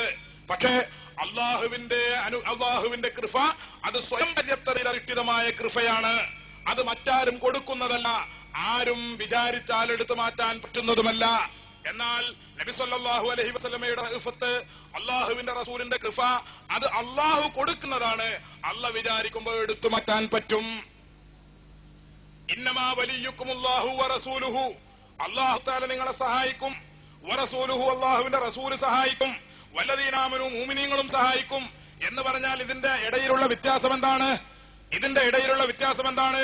അള്ളാഹു വലിയാണെന്ന് പറഞ്ഞാൽ, അള്ളാഹ് സഹായിക്കുന്നവനാണെന്ന് പറഞ്ഞാൽ അവൻ സ്വയം കഴിവിലധിഷ്ഠിതമായ രൂപത്തിൽ, സ്വയം പര്യത്തതയിൽ അധിഷ്ഠിതമായ രൂപത്തിൽ, സ്വമതീയത്തിൽ അധിഷ്ഠിതമായ രൂപത്തിൽ സഹായിക്കാൻ കഴിവുള്ളവനാണ് അള്ളാഹു. എന്നാൽ നബി സല്ലല്ലാഹു അലൈഹി വസല്ലമ സഹായിക്കുമെന്ന് പറഞ്ഞാൽ അതിന്റെ അർത്ഥം സ്വയം പര്യാപ്തതയിൽ അധിഷ്ഠിതമായ രൂപത്തിൽ സഹായിക്കും എന്നല്ല, മറിച്ച് അള്ളാഹു തആല കൊടുക്കുന്ന കഴിവുകൾ ഉപയോഗപ്പെടുത്തി സഹായിക്കും. അള്ളാഹ് വിചാരിക്കുമ്പോ ആ കഴിവുകൾ അള്ളാഹുവിനെടുത്ത് മാറ്റാൻ പറ്റും. അള്ളാഹു തആല ഉദ്ദേശിക്കും അവൻ കൊടുക്കും. കൊടുക്കുന്ന കഴിവുകളെ കൊണ്ട് അള്ളാഹുവിന്റെ റസൂല് സഹായിക്കും. അള്ളാഹുവിന്റെ റസൂലിന്റെ സഹായം സ്വയം പര്യാപ്തതയിൽ അധിഷ്ഠിതമല്ല, അള്ളാഹുവിന്റെ സഹായം സ്വയം പര്യാപ്തതയിൽ അധിഷ്ഠിതമാണ്.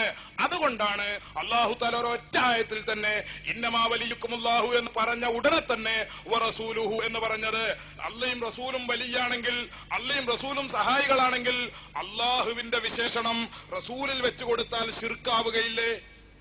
അള്ളാഹുവിനുണ്ട് ഉള്ള ഒരു വിശേഷണം പ്രവാചകന് വെച്ചുകൊടുത്താൽ ശിർക്ക് വരില്ലേ? ശിർക്ക് വരികയില്ല എന്ന് അല്ലാഹു സമദ് എന്ന പ്രയോഗത്തിലൂടെ അല്ലാഹു തആല പഠിപ്പിച്ചു. ശിർക്ക് വരണമെങ്കിൽ അള്ളാഹുവിന്റെ വിശേഷണം തനതായ രൂപത്തിൽ സൃഷ്ടികളിൽ ആരോപിക്കണം. തനതായ അർത്ഥത്തിൽ അള്ളാഹുവിന്റെ വിശേഷണം സൃഷ്ടികളിൽ ആരോപിക്കുമ്പോൾ മാത്രമാണ് ശിർക്ക് സംഭവിക്കുക. ഉദാഹരണത്തിന് മുഹിയുദ്ദീൻ ശൈഖിനെ സംബന്ധിച്ച് ഒരാൾ വിശ്വസിക്കുന്നു അദ്ദേഹം സ്വന്തമായി തന്നെ സഹായിക്കാൻ കഴിവുള്ള വ്യക്തിയാണ്, സ്വന്തമായി തന്നെ സ്വമതീയത്തിൽ അധിഷ്ഠിതമായ രൂപത്തിൽ, സ്വയം പര്യാപ്തതയിൽ അധിഷ്ഠിതമായ രൂപത്തിൽ സഹായിക്കാൻ കഴിവുള്ള വ്യക്തിയാണ് മുഹിയുദ്ദീൻ ശൈഖ് എന്ന് വിശ്വസിച്ചാൽ അള്ളാഹുവിന്റെ ഒരു സിഫത്ത്, അള്ളാഹുവിന്റെ ഒരു വിശേഷണം തനതായ രൂപത്തിൽ നാം മുഹിയുദ്ദീൻ ശൈഖ് സമർപ്പിച്ചു. അങ്ങനെ സമർപ്പിച്ചാൽ അത് ശിർക്കാണ്, ബഹുദൈവത്വമാണ്. എന്നാൽ സ്വമതീയത്തിൽ അധിഷ്ഠിതമല്ലാത്ത രൂപത്തിൽ, സ്വയം കഴിവിൽ അധിഷ്ഠിതമല്ലാത്ത രൂപത്തിൽ അള്ളാഹു സഹായിക്കും എന്ന് പറയുന്ന വലിയ എന്ന വിശേഷണം മുഹിയുദ്ദീൻ ശൈഖിലോ അല്ലെങ്കിൽ അള്ളാഹുവിന്റെ പ്രവാചകനിലോ അർപ്പിച്ചാൽ അത് ശിർക്കാവുകയില്ല. ഇതുവരെ പറഞ്ഞതിന്റെ രത്ന ചുരുക്കം, ഒരു സിഫത്ത്, ഒരു വിശേഷണം അള്ളാഹുവിന്റെ വിശേഷണമാകുന്നത് ആ വിശേഷണത്തോട് സ്വമത് എന്ന ഈ നിറം പുരട്ടിക്കൊടുക്കുമ്പോഴാണ്.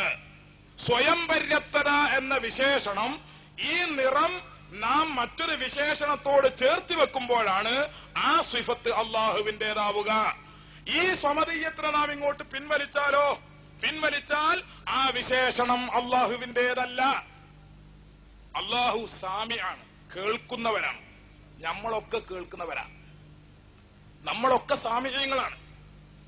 അപ്പോൾ കേൾവി എന്ന വിശേഷണം അള്ളാഹുവിന്റേതാകുന്നത് എപ്പോഴാണ്? അള്ളാഹുവിന്റേത് മാത്രമാകുന്നത് എപ്പോഴാണ്? ആ കേൾവിയോട് സ്വയം പര്യാപ്തത ചേർത്തി വെച്ചു കൊടുക്കണം. സ്വയം പര്യാപ്തതയിൽ അധിഷ്ഠിതമായ കേൾവി അള്ളാഹുവിന്റേതാണ്. അള്ളാഹ് കഴിവ് തന്നിട്ടുള്ള കേൾവിയോ അത് നമുക്കൊക്കെയുണ്ട്. നാം കാണുന്നവനാണ്. അള്ളാഹു കാണുന്നവനാണ്.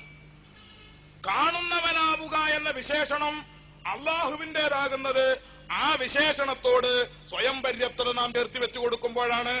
സ്വയം പര്യാപ്തത ചേർത്തി വെക്കാതിരുന്നാൽ ആ വിശേഷണം ആർക്കും ഉണ്ടാകാം. കാരണം നമ്മളൊക്കെ കാണുന്നുണ്ടല്ലോ, നമ്മളൊക്കെ കാണുന്നവരല്ലേ. പക്ഷേ നമ്മുടെ കാഴ്ച സ്വയം പര്യാപ്തതയിൽ അധിഷ്ഠിതമല്ല. സഹായിക്കുന്നവനായിരിക്കുക, മുഗീസ്, സഹായിക്കുന്നവൻ എന്ന വിശേഷണം അള്ളാഹുവിന്റേത് മാത്രമാകുന്നത് ആ വിശേഷണത്തോട് നാം സ്വയം പര്യാപ്തത ചേർത്തി വെച്ചു കൊടുക്കുമ്പോഴാണ്, സ്വമതീയത്ത് ചേർത്തി വെച്ചു കൊടുക്കുമ്പോഴാണ്.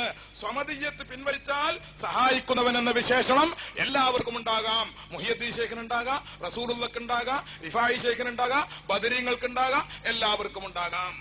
ഈ കാര്യം നമ്മുടെ മാത്രം ഒരു വിശദീകരണമല്ല, ഇത് ശബാബ് വാരികയാണ്. ശബാബ് വാരിക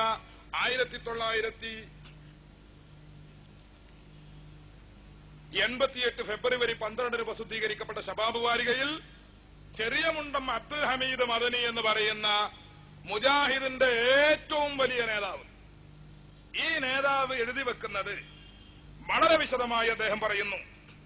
ഏകം, അതുല്യം എന്നീ പദങ്ങൾ മാത്രമല്ല, ജ്ഞാനി, ശക്തൻ, കേൾക്കുന്നവൻ, കാണുന്നവൻ തുടങ്ങിയ പദങ്ങളൊക്കെ ദൈവവിശ്വാസികൾ പ്രയോഗിക്കുന്നത് ഓരോ സന്ദർഭത്തിലും അവയുടെ അർത്ഥത്തിന് വരുന്ന വികാസ സങ്കോചങ്ങൾ കണക്കിലെടുത്തുകൊണ്ട് തന്നെയാണ്. ഒരു വ്യക്തിയെ ഒരു കുടുംബത്തിന്റെ ഏകാവലംബമെന്ന് വിശേഷിപ്പിക്കുന്നതിൽ ദൈവവിശ്വാസികൾക്ക് വിഷമമൊന്നും തോന്നാറില്ല. കാരണം അവിടെ ഏകം എന്ന പദത്തിന് കേവലവും പരമവുമായ അർത്ഥം കൽപ്പിക്കപ്പെടുന്നില്ല. എന്നാൽ പ്രപഞ്ചത്തിന്റെ ഏകനായ പരിപാലകൻ എന്ന് പറയുമ്പോൾ ഏകം എന്ന പദം അതിന് കൈവരാവുന്ന അർത്ഥവ്യാപ്തിയുടെ പാരമ്യത്തിലെത്തുന്നു. ഒരു വ്യക്തിയെ അതുല്യ പ്രതിഭാശാലി എന്ന് വിശേഷിപ്പിക്കുമ്പോൾ അതുല്യം എന്ന പദത്തിന് പരിമിതവും ആപേക്ഷികവുമായ അർത്ഥം മാത്രമേ കൽപ്പിക്കപ്പെടുന്നുള്ളൂ. എന്നാൽ അതുല്യനായ പ്രതിഭാശാലി എന്ന് അള്ളാഹുവെ വിശേഷിപ്പിക്കുമ്പോൾ അതുല്യം എന്ന പദം അതിന്റെ അർത്ഥത്തിന്റെ പാരമ്യത്തെ കുറിക്കുന്നു. എന്താണ് ശ്രീമുണ്ടം അബ്ദുൽ ഹമീദ് മൗലവി പറയുന്നത്? കേൾക്കുന്നവനെന്ന് അള്ളാഹുവിനെ സംബന്ധിച്ചും പറയാം, മനുഷ്യനെ സംബന്ധിച്ചും പറയാം. പക്ഷേ അള്ളാഹുവിനെ സംബന്ധിച്ച് പറയുമ്പോൾ ഉദ്ദേശിക്കപ്പെടുന്നത് പരമമായ കേൾവിയാണ്. പരമമായ കേൾവി എന്ന് പറഞ്ഞാൽ അത് സ്വയം പര്യാപ്തതയിൽ അധിഷ്ഠിതമായ കേൾവിയാണ്. അപ്പോൾ അല്ലാത്ത കേൾവി മനുഷ്യർക്കുമുണ്ടെന്ന് പറയുന്നതിന് വിരോധമില്ല, മനുഷ്യർക്കുണ്ടെന്ന് പറയുന്നതിന് വിരോധമില്ല. സഹായിക്കുന്നവൻ എന്ന വിശേഷണം അള്ളാഹുവിന് പറയാം, മുഗീസ് മുഗീസ് എന്ന വിശേഷണം അള്ളാഹുവിന് പറയാം, അള്ളാഹുവിനുള്ള വിശേഷണമാണത്. പക്ഷേ ആ വിശേഷണം അള്ളാഹുവിന്റേതാകുന്നത് അത് സ്വയം പര്യാപ്തതയിൽ അധിഷ്ഠിതമാകുമ്പോഴാണ്. അതുപോലെ മുഗീസ് എന്ന വിശേഷണം മുഹിയുദ്ദീൻ ശൈഖിനെ സംബന്ധിച്ച് പറയാൻ പറ്റും. പക്ഷേ മുഹിയുദ്ദീൻ ശൈഖിന്റെ വിശേഷണമായി മുഗീസ് മാറുന്നത് സ്വയം പര്യാപ്തത എന്ന സിഫത്ത് എന്ന വിശേഷണം നാം എടുത്തു മാറ്റുമ്പോഴാണ്. ഇത് മനസ്സിലാക്കി കഴിഞ്ഞാൽ ഇപ്പൊ നാം പറഞ്ഞത് തൗഹീദ് എന്നതുകൊണ്ട് ഉദ്ദേശിക്കപ്പെടുന്നത് അള്ളാഹുവിന്റെ ഏകത്വത്തിൽ മറ്റൊരുത്തനെ പങ്കാക്കാതിരിക്കുക. ഇതിനാണ് തൗഹീദ് എന്ന് പറയുക. ആരാധനക്കർഹനായിരിക്കുക എന്ന വിഷയത്തിലും അതിന്റെ പ്രത്യേകതകളിലും മറ്റൊരാളെയും പങ്കാക്കാതിരിക്കുക, ഇതാണ് തൗഹീദ്. പങ്കാക്കുന്നതിനാണ് ശിർക്ക് എന്ന് പറയുക.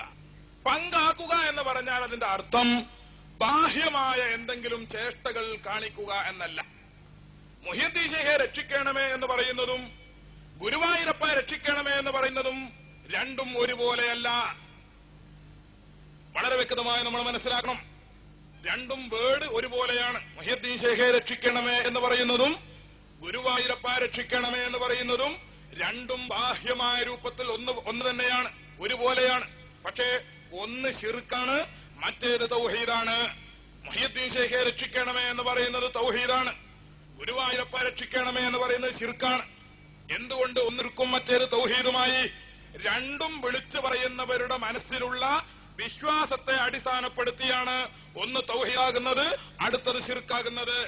ഉദാഹരണത്തിന് നിങ്ങൾ ചിന്തിച്ചു നോക്കുക. ഏതെങ്കിലും ഒരു അമുസ്ലിം സഹോദരൻ, ഒരു ഹൈന്ദവ സഹോദരൻ, അദ്ദേഹം അവരുടെ ആരാധനാ കേന്ദ്രമായ ഒരു ക്ഷേത്രത്തിൽ ചെന്നാൽ, ഒരു അമ്പലത്തിൽ ചെന്നാൽ, അവിടെ ആദ്യമായി അവർ ചെയ്യുന്ന ഏറ്റവും പ്രധാനപ്പെട്ട ഒരു ആരാധനയാണ്, അവരുടെ ഒരു ആരാധനയാണ് ആ ക്ഷേത്രം വലയം ചെയ്യുക എന്നത്.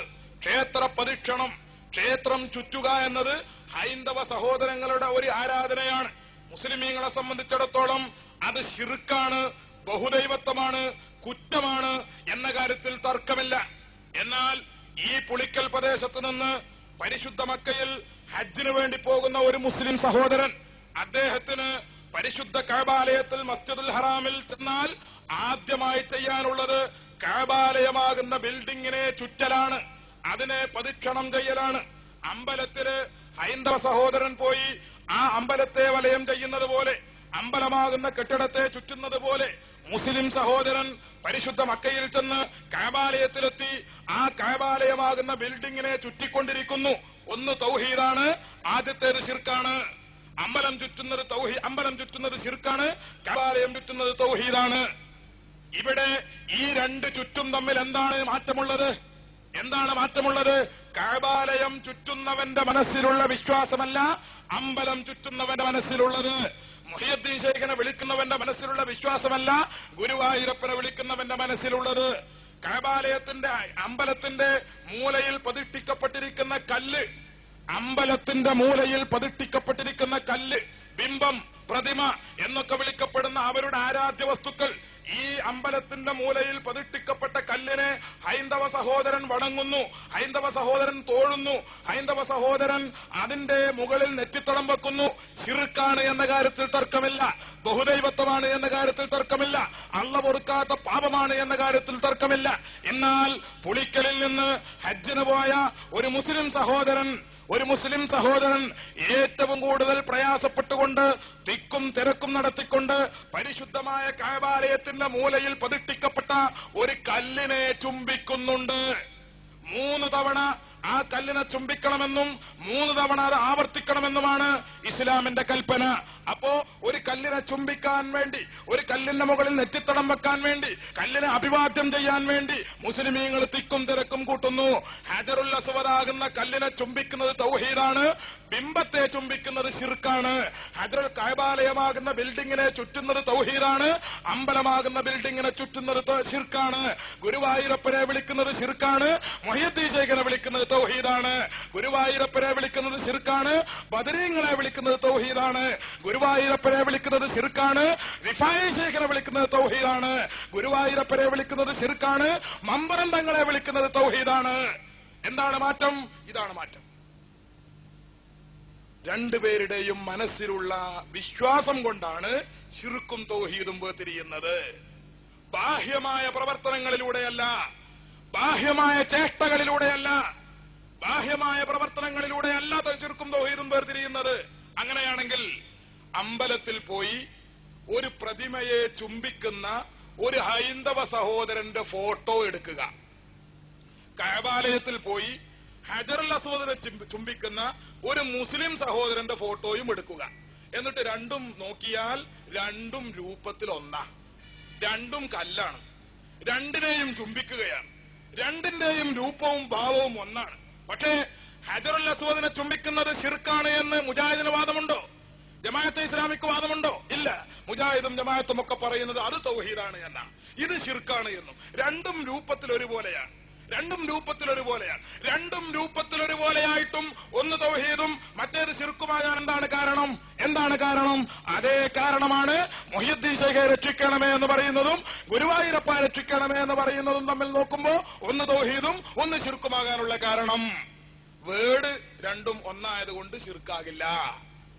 മനുഷ്യന്റെ മനസ്സിലുള്ള വിശ്വാസമാണ് ശിർക്കും തൗഹീദും വേർതിരിക്കുന്നത്. ഈ കാര്യം പ്രധാനമായി എന്റെ സഹോദരന്മാർ മനസ്സിലാക്കിയിരിക്കുക. ഇതാണ് ചെറിയ മുണ്ടം അബ്ദുൽ ഹമീദ് മദനിയും തന്റെ ശബാബ് വാരികയിലൂടെ എഴുതി പഠിപ്പിക്കുന്നത്. ഇത്രയും കാര്യങ്ങൾ മനസ്സിലാക്കി കഴിഞ്ഞാൽ തവസ്സുൽ, ഇസ്തിഗാസ കാര്യങ്ങളൊക്കെ വന്നു കഴിഞ്ഞു. ഖബർ സിയാറത്ത്, മാല, മൗലൂദ്, റാത്തീബ്, കുതുബിയത്ത്, ഇതെല്ലാം ഈ വിഷയത്തിൽ അടങ്ങിക്കഴിഞ്ഞു. ഇൻഷാ അല്ലാഹ് വിശദമായ ചോദ്യോത്തരങ്ങൾ ഉണ്ടാകുമ്പോൾ അതിന്റെ മറ്റു തെളിവുകളിലേക്കും കാര്യങ്ങളിലേക്കും വിശദമായിട്ട് നമുക്ക് കടന്നു പോകാം. ഇപ്പൊ ഒരു കാര്യം കൂടി ഞാൻ സൂചിപ്പിക്കട്ടെ. കേരളത്തില് മുസ്ലിമീങ്ങളെ മുഴുവനും മുശ്രിക്കുകളാക്കി, കാഫിറുകളാക്കി കേരളത്തിലെ ബിദഈ വിഭാഗം ചിത്രീകരിക്കാനുള്ള ഒരു പ്രധാനപ്പെട്ട കാരണമാണ് നേരത്തെ ഞാൻ പറഞ്ഞിട്ടുള്ളത്. അതായത് നമ്മൾ മുഹയ്യദ്ദീൻ ശൈഖിനെ വിളിക്കുന്നു, റസൂലുള്ളാഹിയെ വിളിക്കുന്നു, ഇസ്തിഗാസ നടത്തുന്നു. എന്താണ് ഇസ്തിഗാസ എന്ന് പറഞ്ഞാൽ? അള്ളാഹുവിന്റെ ഔലിയാക്കൾ എന്ന പുസ്തകത്തിൽ കേരള നദ്വത്തുൽ മുജാഹിദീന്റെ നേതാവായ കുഞ്ഞീദ് മദനി എന്ന് പറയുന്ന മൗലവി അള്ളാഹുവിന്റെ ഔലിയാക്കൾ എന്ന ഈ പുസ്തകത്തിന്റെ 102-ാമത്തെ പേജിൽ എന്താണ് ഇസ്തിഗാസ എന്ന് വളരെ വിശദമായിട്ട് തന്നെ പറഞ്ഞിട്ടുണ്ട്. ഇസ്തിഗാസ എന്ന തലവാചകത്തിൽ കേരള നദ്വത്തുൽ മുജാഹിദീൻ പ്രസിദ്ധീകരിച്ച അള്ളാഹുവിന്റെ ഔലിയാക്കൾ എന്ന ഈ പുസ്തകത്തിൽ പറയുന്നത്, മനുഷ്യ കഴിവിന് അതീതമായ കാര്യങ്ങളിൽ ജീവിച്ചിരിക്കുന്നവരോടോ മരിച്ചവരോടോ സഹായാർത്ഥന നടത്തുന്നത് ശിർക്കാണ്, ബഹുദൈവാരാധനയാണ്. മനുഷ്യ കഴിവിൽ പെടാത്ത കാര്യങ്ങൾ ജീവിച്ചിരിക്കുന്നവരോട് ചോദിച്ചാലും മരിച്ചവരോട് ചോദിച്ചാലും അത് ശിർക്കാണ്, ബഹുദൈവത്വമാണ് എന്ന് കേരള നദ്വത്തുൽ മുജാഹിദീൻ പ്രസിദ്ധീകരിച്ച അള്ളാഹുവിന്റെ ഔലിയാക്കൾ എന്ന ഈ പുസ്തകത്തിൽ പറയുന്നു. എന്നാൽ ഇത് രണ്ടും കളവാ. ഇത് രണ്ടും കളവാണെന്ന് പറയാതെ വയ്യ. മനുഷ്യ കഴിവിൽ പെടാത്ത കാര്യങ്ങള് നബി സല്ലല്ലാഹു അലൈഹി വസല്ലമയോട് സ്വഹാബത്ത് ചോദിച്ചിട്ടുണ്ട്, റസൂലുള്ളാഹി കൊടുത്തിട്ടുണ്ട്. മരണപ്പെടുന്നതിന് മുമ്പും ചോദിച്ചിട്ടുണ്ട്, മരണപ്പെട്ടതിന്റെ ശേഷവും ചോദിച്ചിട്ടുണ്ട്. ബഹുമാനപ്പെട്ട ഇമാം മുസ്ലിം തന്റെ സ്വഹീഹ് മുസ്ലിമിൽ റിപ്പോർട്ട് ചെയ്യുന്ന ഹദീസ്, റബീഅത്ത് റളിയല്ലാഹു അൻഹുവിനോട് ഒരു പ്രത്യേക സാഹചര്യത്തിൽ അല്ലാഹുവിന്റെ റസൂൽ പറയുന്നു, സൽ റബീഅ ചോദിച്ചുകൊള്ളുക. ചോദിച്ചുകൊള്ളുക. അല്ലാഹു തആല പരിശുദ്ധ ഖുർആനിലൂടെ പറയുന്നത് ഉദ്ഉനി അസ്തജിബ് ലക്കും, എന്നോട് ചോദിച്ചോളൂ ഞാൻ നിങ്ങൾക്ക് ഉത്തരം തരാം എന്നാണ് അല്ലാഹു വിശുദ്ധ ഖുർആനിലൂടെ പറയുന്നത്. എന്നാൽ സ്വഹീഹ് മുസ്ലിം റിപ്പോർട്ട് ചെയ്യുന്ന ഹദീസിലൂടെ നബി സല്ലല്ലാഹു അലൈഹി വസല്ലം തങ്ങൾ റബീഅത്ത് റളിയല്ലാഹു അൻഹുവിനോട് പറയുന്നു, സൽ, എന്നോട് ചോദിച്ചോളൂ ഞാൻ ഉത്തരം തരാം. ഇത് ശിർക്കല്ലേ? ഈ ചോദ്യം ചോദിക്കാൻ പറഞ്ഞതോടുകൂടി തന്നെ റസൂലുള്ള മുശ്രിക്കാകണം മുജാഹിദിന്റെ ഭാഷയിൽ. ഇരിക്കട്ടെ, ശരി, അള്ളാഹുവിന്റെ റസൂൽ അങ്ങനെ പറഞ്ഞു. എന്നാൽ നബി സല്ലല്ലാഹു അലൈഹി വസല്ലമയിൽ നിന്ന് നേരിട്ട് തൗഹീദും ശിർക്കും പഠിച്ച റബീഅത്ത് റളിയല്ലാഹു അൻഹു ചിന്തിക്കേണ്ടതല്ലേ, അള്ളാന്റെ റസൂല് ഇന്നലെ വരെ എന്നെ ഓതിപ്പഠിപ്പിച്ചതാണ് ഉദ്ഉനി അസ്തജിബ് ലക്കും, എന്നോട് ചോദിച്ചോളൂ ഞാൻ ഉത്തരം തരാം എന്ന് റബ്ബിന്റെ ഖുർആൻ പറഞ്ഞത് അള്ളാഹുവിന്റെ റസൂൽ ഓതിപ്പഠിപ്പിച്ചിട്ട് ഇപ്പൊ ഒരു പ്രത്യേക സാഹചര്യത്തിൽ റസൂലുള്ളാഹിക്ക് റബീഅത്ത് റളിയല്ലാഹു അൻഹു ഒരു ഉപകാരം ചെയ്തപ്പോ അള്ള പറഞ്ഞതൊക്കെയാണ് മറന്നിട്ട് എന്നോട് ചോദിച്ചോളൂ എന്ന് റസൂലുള്ള പറയുകയാണോ എന്ന് റബീഅത്ത് ചിന്തിക്കേണ്ടതല്ലേ? റബീഅത്തും അങ്ങനെ ചിന്തിക്കുന്നില്ല. റബീഅത്ത് റളിയല്ലാഹു അൻഹു ആലോചിക്കുന്നത് ഞാൻ എന്താ ചോദിക്കേണ്ടത് എന്നാണ്. എന്നോട് ചോദിച്ചോളൂ എന്ന് റസൂലുള്ള പറഞ്ഞപ്പോ കുറെ സമയം ആലോചിച്ചു. കുറെ സമയം ആലോചിച്ചതിന് ശേഷം റബീഅത്ത് റളിയല്ലാഹു അൻഹു അല്ലാഹുവിന്റെ റസൂലിനോട് ചോദിക്കുന്നു, അസ്അലുക മുറാഫഖതക ഫിൽ ജന്നാ, നബിയെ സ്വർഗ്ഗത്തിൽ അങ്ങയുടെ ചങ്ങാതിയായി അങ്ങയുടെ റഫീഖായി എനിക്ക് കിടക്കണം. സ്വർഗ്ഗത്തിൽ പോയാൽ മാത്രം പോരാ, എനിക്ക് സ്വർഗ്ഗത്തിൽ അങ്ങയുടെ ചങ്ങാതിയായിട്ട് തന്നെ പോകണം. അവഗൈറദാക്കയ റബിയ, ഇതല്ലാതെ വേറൊന്നുമില്ലേ? ബഹുമാനപ്പെട്ട റസൂലുള്ളാഹി തങ്ങൾ ചോദിച്ചു. ബഹുമാനപ്പെട്ട റബീഅത്ത് റളിയല്ലാഹു അൻഹു മറുപടി പറഞ്ഞു, നഅം വദാക യാ റസൂലല്ലാഹ്. ഇമാം മുസ്ലിം റിപ്പോർട്ട് ചെയ്ത ഹദീസിൽ കാണും, ഹുവദാക യാ റസൂലല്ലാഹ്, എനിക്കത് മാത്രം മതി. ശരി, ഈ ഹദീസിന്റെ മറ്റൊരു റിപ്പോർട്ടിൽ കാണാം, ശരി ഞാൻ നിനക്ക് സ്വർഗ്ഗം തരാം. അല്ലാഹുവിന്റെ റസൂൽ ഏറ്റെടുത്തിട്ട് റബീഅത്തിനോട് പറഞ്ഞു, ഫഅഇന്നി ബികസറത്തി സുജൂദ്, സുജൂദ് അധികരിപ്പിച്ചുകൊണ്ട് നിസ്കാരം വർദ്ധിപ്പിച്ചുകൊണ്ട് നീ എന്നെയും സഹായിക്കണം. ഏറ്റെടുത്ത കാര്യത്തിലാണല്ലോ സഹായം ചോദിക്കേണ്ടത്. റസൂലുള്ള സ്വർഗം കൊടുക്കാൻ ഏറ്റെടുത്തപ്പോ ആ സ്വർഗം കൊടുക്കുന്ന കാര്യത്തിൽ എന്നെ നീയും ഒന്ന് സഹായിക്കണമെന്ന് റബീഅത്ത് റളിയല്ലാഹു അൻഹുവിനോട് അള്ളാഹുവിന്റെ പ്രവാചകൻ ആവശ്യപ്പെടുന്നു. ചുരുക്കത്തിൽ നബി സല്ലല്ലാഹു അലൈഹി വസല്ലമ ജീവിച്ചിരിക്കുന്ന കാലത്ത് മനുഷ്യ കഴിവിൽപ്പെടാത്ത സ്വർഗം കൊടുക്കുക എന്നത് മനുഷ്യ കഴിവിൽപ്പെട്ടതാണോ? അല്ല. മനുഷ്യ കഴിവിൽപ്പെടാത്ത സ്വർഗം നബി സല്ലല്ലാഹു അലൈഹി വസല്ലമയോട് സ്വഹാബത്ത് ചോദിക്കുന്നു, റസൂലുള്ളാഹി തങ്ങൾ അത് കൊടുക്കുകയും ചെയ്യുന്നു. ഇനി നിങ്ങൾ നോക്കുക, അള്ളാഹുവിന്റെ റസൂൽ വഫാത്തായി. ബഹുമാനപ്പെട്ട സിദ്ദീഖുൽ അക്ബർ റളിയല്ലാഹു അൻഹു രാജ്യം ഭരിച്ചു. സിദ്ദീഖ് തങ്ങളും മരിച്ചു. അതിനുശേഷം ഉമറുൽ ഫാറൂഖ് റളിയല്ലാഹു അൻഹു രാജ്യഭരണം ഏറ്റെടുത്തു. ഉമറുൽ ഫാറൂഖ് റളിയല്ലാഹു അൻഹു രാജ്യം ഭരിച്ചുകൊണ്ടിരിക്കവേ വലിയ ഒരു സംഭവം ഉണ്ടായി. ആരാണ് ഈ സംഭവം പറയുന്നത്? ലോകത്താദ്യമായി ഇസ്തിഗാസ പാടില്ലെന്നും മഹാത്മാക്കളോട് സഹായം ചോദിക്കുന്നത് ശിർക്കാണെന്നും ബഹുദൈവത്വമാണെന്നും ലോകത്താദ്യമായി വിളിച്ചു പറഞ്ഞ ഇബ്നു തൈമിയ്യ, ആ ഇബ്നു തൈമിയ്യയുടെ ശിഷ്യനായ ഇബ്നു കസീർ തന്റെ അൽ ബിദായത്തു വൻ നിഹായ എന്ന ഗ്രന്ഥത്തിന്റെ 7ാമത്തെ വാള്യം 111ാമത്തെ പേജിൽ ഇബ്നു കസീർ രേഖപ്പെടുത്തുന്നു, അസ്വാബന്നാസ കഹത്തും ബി സമനി ഉമറ, ഉമർ റളിയല്ലാഹു അൻഹുവിന്റെ കാലഘട്ടത്തിൽ ജനങ്ങൾക്ക് വമ്പിച്ച വരൾച്ച പിടിപെട്ടു, വലിയ ക്ഷാമം പിടിപെട്ടു. അങ്ങനെ ക്ഷാമം പിടിപെട്ടപ്പോൾ ഫജാഅ റജുലുൻ ഇലാ ഖബറിൻ നബിയ്യി സ്വല്ലല്ലാഹു അലൈഹി വസല്ലം, ബഹുമാനപ്പെട്ട നബി സ്വല്ലല്ലാഹു അലൈഹി വസല്ലം തങ്ങളുടെ സ്വഹാബത്തിൽപ്പെട്ട ഉമറുൽ ഫാറൂഖ് റളിയല്ലാഹു അൻഹുവിന്റെ കാലത്ത് ജീവിക്കുന്ന ഒരു മുസ്ലിമായ വ്യക്തി ബഹുമാനപ്പെട്ട നബി സ്വല്ലല്ലാഹു അലൈഹി വസല്ലമയുടെ ഖബറിന്റെ അടുക്കലേക്ക് വന്നു. അങ്ങനെ ഖബറിങ്കൽ വന്നുകൊണ്ട് അദ്ദേഹം പറയുന്നത്, ഫഖാല യാ റസൂലല്ലാഹ് ഇസ്തസ്ഖിലി ഉമ്മത്തിക യാ റസൂലല്ലാഹ്, അല്ലാഹുവിന്റെ റസൂലേ, അങ്ങയുടെ സമുദായം മഴയില്ലാതെ കഷ്ടപ്പെട്ടുകൊണ്ടിരിക്കുന്നു, മഴയില്ലാതെ ബേജാറിലാണ്, ജനങ്ങളൊക്കെ വളരെയധികം പ്രയാസത്തിലാണ്, കൃഷി നശിച്ചു തുടങ്ങിയിരിക്കുന്നു, അതുപോലെ കന്നുകാലികളൊക്കെ ചാകാൻ തുടങ്ങിയിട്ടുണ്ട്. അതുകൊണ്ട് ഇസ്തസ്ഖില്ലാഹ ലി ഉമ്മത്തിക യാ റസൂലല്ലാഹ്, നബിയെ അങ്ങയുടെ സമുദായത്തിന് വെള്ളം തരണം, അങ്ങയുടെ സമുദായത്തിന് മഴ വേണം എന്ന് ഈ ഖബറിങ്കൽ വന്നുകൊണ്ട് മരിച്ചുപോയ റസൂലുള്ളയോട് ഈ വ്യക്തി ആവശ്യപ്പെടുന്നു. സഹോദരന്മാരെ, ആ ഇസ്തിഗാസ അള്ളാഹുവിന്റെ റസൂല് വഫാത്തായി ഇസ്തിഗാസ നടത്തി ആ മനുഷ്യൻ അവിടെ അല്പസമയം കിടന്നുറങ്ങി.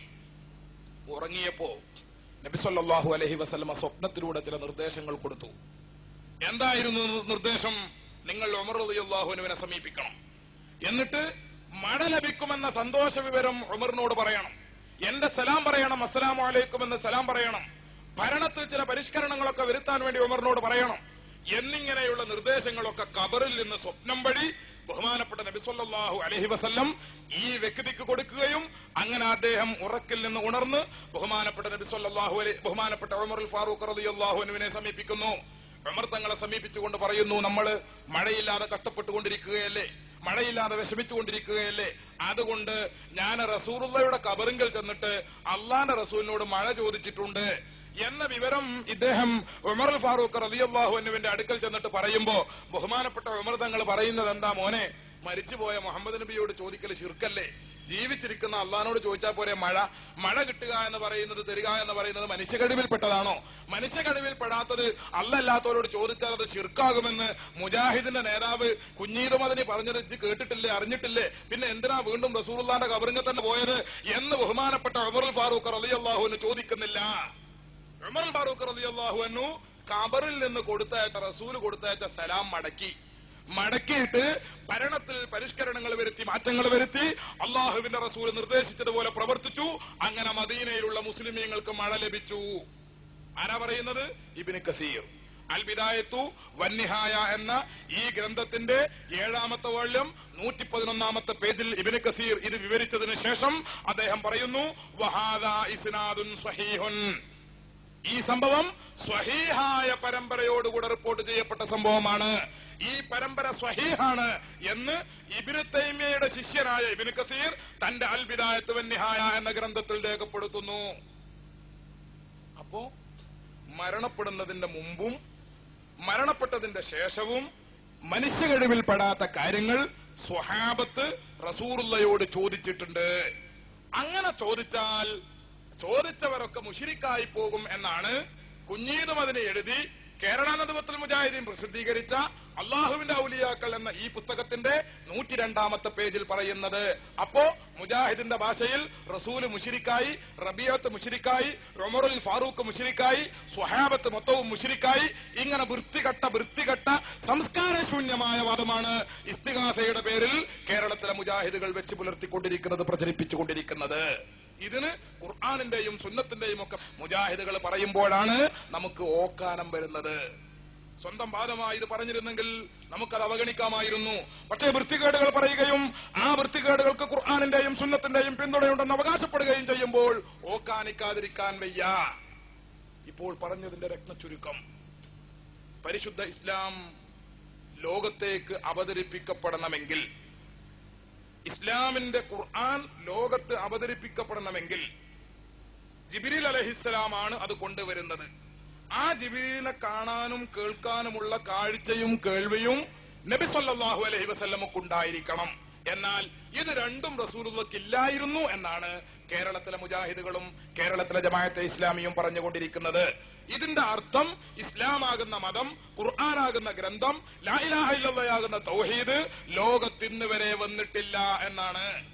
രണ്ടാമതായി കേരളത്തിലെ മുജാഹിദുകളും ജമാഅത്തെ ഇസ്ലാമിയും മറ്റൊരു കാര്യം കൂടി പറഞ്ഞുകൊണ്ടിരിക്കുന്നു. എന്താണത്? തവസ്സുലും ഇസ്തിഗാസയും ഉൾപ്പെടെയുള്ള മഹാന്മാരെ വസീലയാക്കുക, അവരോട് ഇസ്തിഗാസ നടത്തുക, ഇത് ശിർക്കാണ്. ജീവിച്ചിരിക്കുന്ന കാലത്താണെങ്കിലും ശിർക്കാണ്, മരണപ്പെട്ടതിന്റെ ശേഷമാണെങ്കിലും ശിർക്കാണ്. എന്നാൽ അള്ളാഹുവിന്റെ റസൂല് ഇത് ചെയ്യാൻ വേണ്ടി കൽപ്പിച്ചിട്ടുണ്ട്, സ്വഹാബത്ത് ചെയ്തിട്ടുണ്ട്. അത് ഇബ്നു കസീർ ഉൾപ്പെടെയുള്ള പണ്ഡിതന്മാരൊക്കെയും രേഖപ്പെടുത്തി വെച്ചിട്ടുണ്ട്. അപ്പോ തവസ്സുൽ ശിർക്കാണ് എന്ന വാദം ഖുർആനിന് വിരുദ്ധമാണ്, ഇസ്തിഗാസ ശിർക്കാണ് എന്ന വാദം ഖുർആനിന് വിരുദ്ധമാണ്. ഖുർആനിന് വിരുദ്ധമായ ആശയങ്ങൾ പറയുന്നവരാണ് കേരളത്തിലെ മുജാഹിദുകളും ജമാഅത്തെ ഇസ്ലാമിയും. ഇതാണ് പറഞ്ഞതിന്റെ രത്നച്ചുരുക്കം. സഹോദരന്മാരെ, ഈ കാര്യങ്ങൾ വ്യക്തമായി നിങ്ങൾ മനസ്സിലാക്കി. ഇനി നടക്കാനിരിക്കുന്ന ചോദ്യോത്തരം വളരെ വിശദമായി ശ്രദ്ധയോടെ തന്നെ നിങ്ങൾ കേൾക്കണമെന്ന് സാന്ദർഭികമായി ഓർമ്മപ്പെടുത്തുന്നു. നാം ഇതുപോലെയുള്ള ഒരു മുഖാമുഖത്തിൽ പറഞ്ഞ് അവസാനിപ്പിക്കാവുന്ന അല്ലെങ്കിൽ ചോദിച്ച് അവസാനിപ്പിക്കാവുന്ന വിഷയമല്ല സുന്നത്ത് ജമാഅത്തും അതുമായി ബന്ധപ്പെട്ട കാര്യങ്ങളും. ഒരുപാട് വിഷയങ്ങൾ ഇതിലൊക്കെ നമുക്ക് സംശയങ്ങളും കാര്യങ്ങളും ഉണ്ട്. അതുകൊണ്ട് മുഖാമുഖത്തിലൂടെ ചോദിക്കാനും പഠിക്കാനും പറ്റിയതൊക്കെ ചോദിക്കുകയും പഠിക്കുകയും ചെയ്യുക. അതിനു പുറമെ വീണ്ടും സംശയങ്ങൾ അവശേഷിക്കുന്നുണ്ടെങ്കിൽ ആ സംശയങ്ങൾ ദൂരീകരിക്കുന്നതിന് വേണ്ടി ഇവിടെ ഒരു ഗ്രന്ഥം നിങ്ങൾക്ക് വിതരണം ചെയ്യാൻ വേണ്ടി കൊണ്ടുവന്നിട്ടുണ്ട്. ബഹുമാനപ്പെട്ട പൊന്മള അബ്ദുൽ ഖാദർ മുസ്ലിയാർ അള്ളാഹു ദീർഘായുസ്സും ആഫിയത്തും നൽകുമാറാവട്ടെ സമസ്ത കേരള ജംഇയ്യത്തുൽ ഉലമയുടെ കേന്ദ്ര സെക്രട്ടറിയാണ്. അതുപോലെ ബഹുമാനപ്പെട്ട സമസ്ത കേരള ജംഇയ്യത്തുൽ ഉലമയുടെ മലപ്പുറം ജില്ലാ ജനറൽ സെക്രട്ടറിയാണ്. ബഹുമാനപ്പെട്ട പൊന്മള ഉസ്താദ് എഴുതിയ ഫത്താവ മുഹിയ്യസ് സുന്ന, കേരളത്തിൽ 10-25 കൊല്ലക്കാലം കേരളത്തിൽ പ്രസിദ്ധീകരിക്കപ്പെടുന്ന ഇസ്ലാമിക പത്രങ്ങളിലേക്ക് സാധാരണക്കാരും പണ്ഡിതന്മാരും അല്ലാത്തവരുമായ ആളുകൾ എഴുതി ചോദിച്ച ചോദ്യങ്ങൾക്ക് പൊന്മള ഉസ്താദ് കൊടുത്ത മറുപടിയുടെ സമാഹാരമാണ് ഫത്താവ മുഹിയ്യസ് സുന്ന എന്ന ഈ ഗ്രന്ഥം. ഇതിന്റെ 1-ാം വാള്യവും 2-ാം വാള്യവും വിൽപ്പനക്കുണ്ട്. നിങ്ങൾ ഓരോ കോപ്പി കഴിവതും കൈവശപ്പെടുത്താൻ വേണ്ടി ശ്രമിക്കണം. അതുപോലെ സമസ്ത കേരള ജംഇയ്യത്തുൽ ഉലമയുടെ മലപ്പുറം ജില്ലാ അധ്യക്ഷൻ, നമ്മുടെ ജില്ലാ സംയുക്ത കാളി കൂടിയായ ബഹുമാനപ്പെട്ട നെല്ലിക്കുത്ത് ഇസ്മായിൽ ഉസ്താദ്, നമുക്കറിയാം അല്ലാഹു ദീർഘായുസ്സും ആഫിയത്തും നൽകുമാറാവട്ടെ, നമ്മുടെ സ്റ്റേജിലുണ്ട്. ബഹുമാനപ്പെട്ടവരെഴുതിയ പഠനാർഹങ്ങളായ ഒരുപാട് ഗ്രന്ഥങ്ങൾ വിപണിയിലുണ്ട്. ഫതാവയുണ്ട്, തൗഹീദ് ഒരു സമഗ്ര പഠനം എന്ന സമഗ്രമായ ഗ്രന്ഥമുണ്ട്. എല്ലാവരും ആ സാഹിത്യങ്ങളും വായിച്ച് സുന്നത്ത് ജമാഅത്തിനെ സംബന്ധിച്ച് പഠിക്കാൻ വേണ്ടി ശ്രമിക്കണമെന്ന് സാന്ദർഭികമായി ഓർമ്മപ്പെടുത്തുന്നു. ഇത്രയും കാര്യങ്ങൾ നിങ്ങളുടെ ശ്രദ്ധയിൽപ്പെടുത്തി ഇപ്പോൾ അവസാനിപ്പിക്കുന്നു. ഇൻഷാ അല്ലാഹ് മഗ്രിബിന് ശേഷം നമ്മുടെ ചോദ്യോത്തരം ആരംഭിക്കുന്നതാണ്. എല്ലാവരും മഗ്രിബ് നിസ്കരിച്ച് എത്രയും വേഗം വേദിയിൽ വന്ന് സ്ഥലം പിടിക്കണമെന്ന് ഓർമ്മപ്പെടുത്തിക്കൊണ്ട് വആഖിറു ദഅവാനാ അൽഹംദുലില്ലാഹി റബ്ബിൽ ആലമീൻ. അസ്സലാമു അലൈക്കും വറഹ്മത്തുള്ളാഹി.